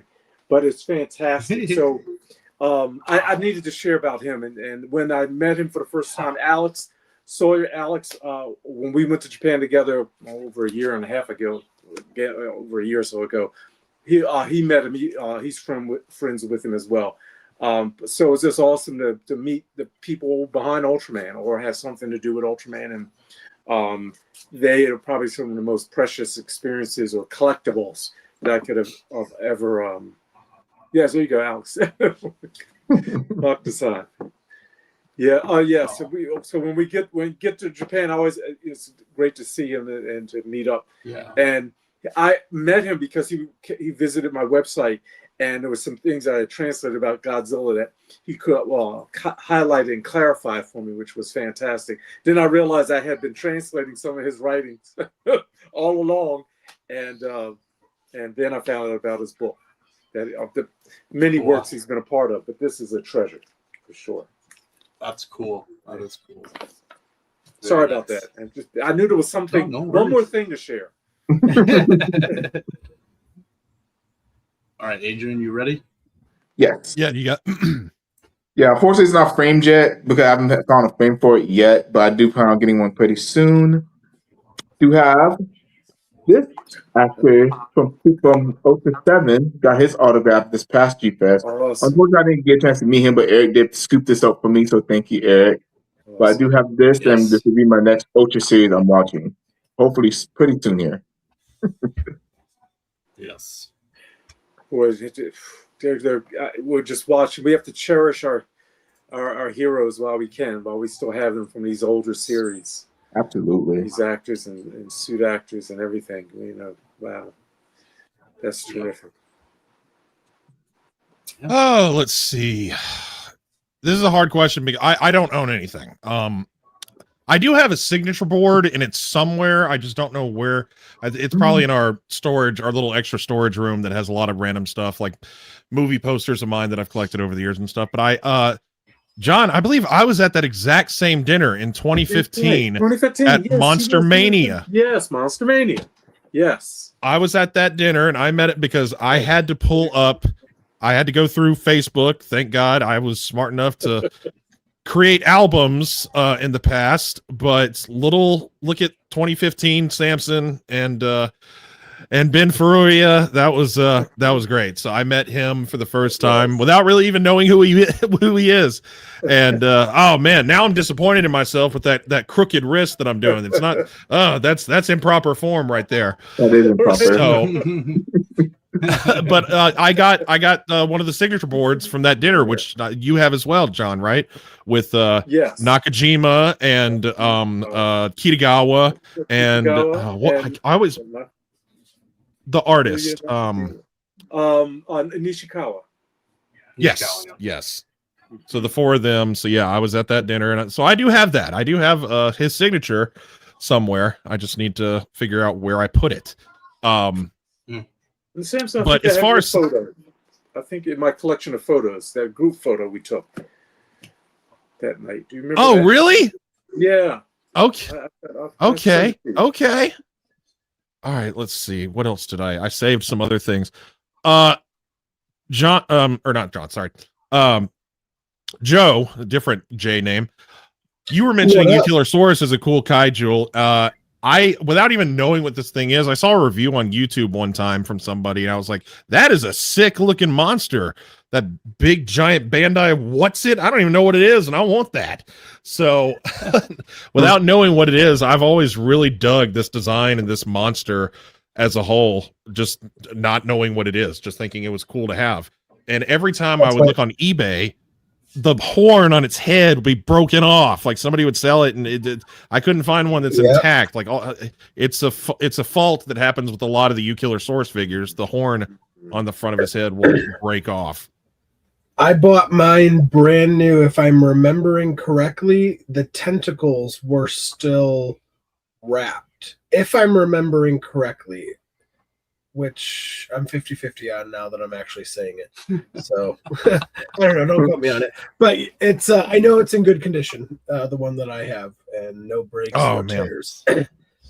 One of the review. Hey, you could have actually been watching my review because I did a review of that many years ago. Maybe it was. Old It probably channel. could have most likely have been. I may not have been the biggest channel, but I was one of the OGs back there, and I had some good content out there.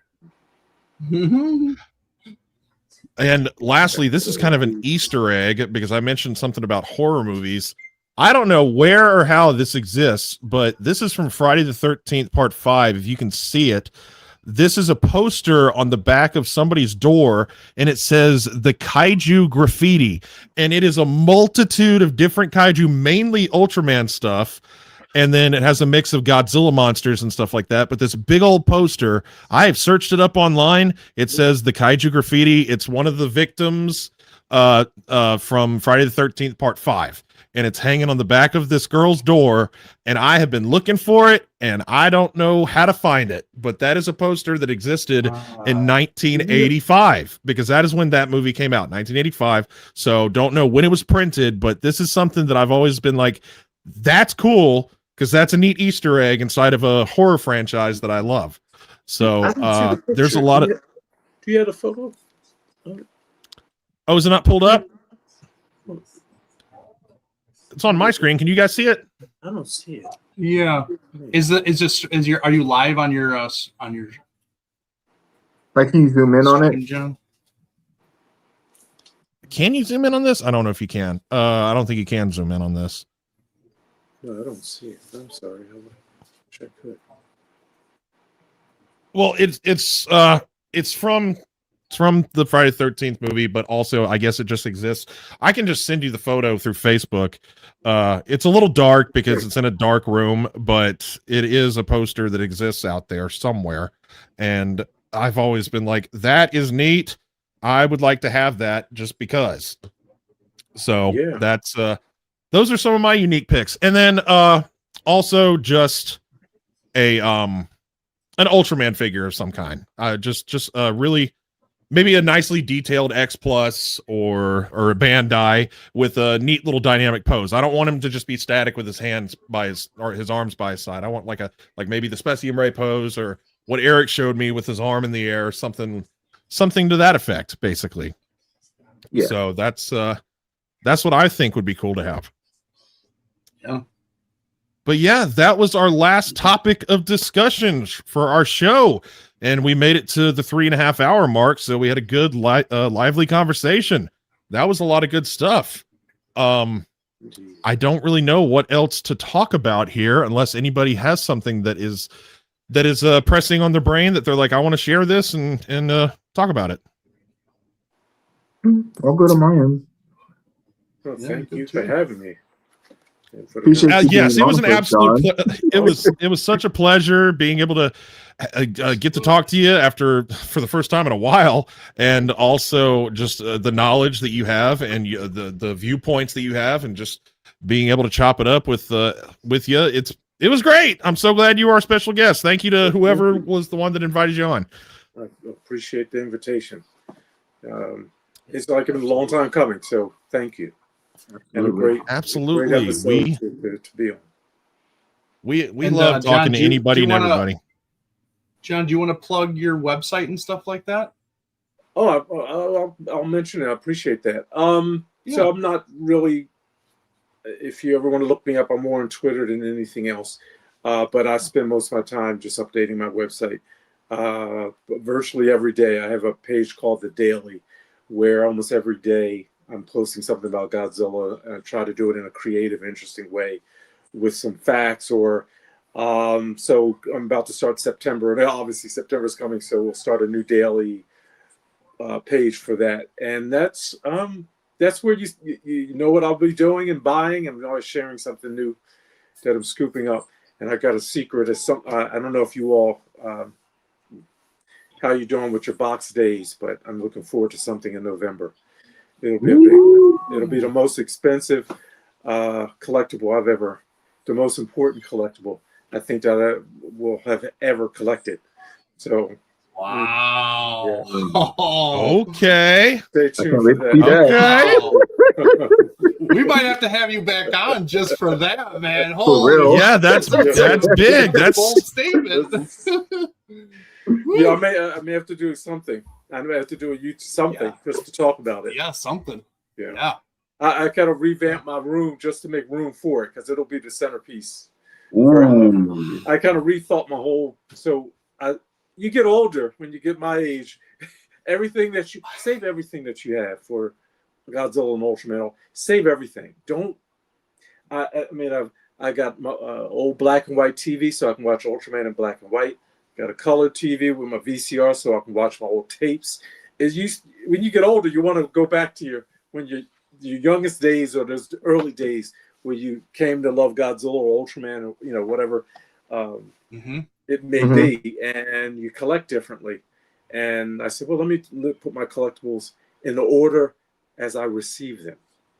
And so it's been a different approach to everything. So from my very first Godzilla, all the way to the latest. And yeah, I'm more interested in the ticket or the newspaper ad that mentioned Godzilla or Ultraman than I am. I have plenty of figures. I have too many figures.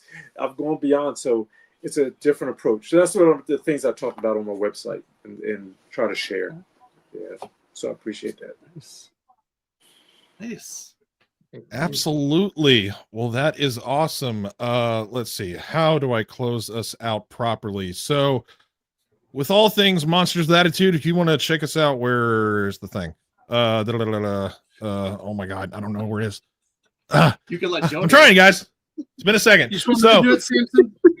Sure, that would be. You're better at this than I am. Embrace all things Attitude with the Monster with Attitude clothing and swag line. Go to tpublic.com and search MWA in the search bar. That's MWA in the search bar, and rep your favorite podcast, absolute favorite podcast. Give your new swag a little attitude and help support and grow our show. For all your collecting needs, go to super7.com/monsters with attitude 2024. That's super7.com/monsters with attitude 2024. And that's anything you buy there, not just Godzilla. Please use our link. We would greatly appreciate it. Do us all a huge favor. Smash that like button, hit that subscribe button, and last but not least, that notification bell so that way you guys are notified every single time we go live and drop new content. And I'll let you do the other thing because I almost read all the way. Okay, it's already up on the screen. Don't be a hoe. Share our show like Captain Gordon says. Thank you so much. Coming from Joe. All right. That was awesome. I had a fun time. I love everybody's input in all things Ultraman. It's actually driving me for some more wants. And I gotta get into the next series. It's going to be a fun rabbit hole to go down, but it's been inevitable. But like we always like to say here to close things out, thank you for watching. We'll see you on the next stream. And as per always, we live by one phrase, 3 words. 3 words. Embrace the attitude. Have a good night, everybody. Thank you.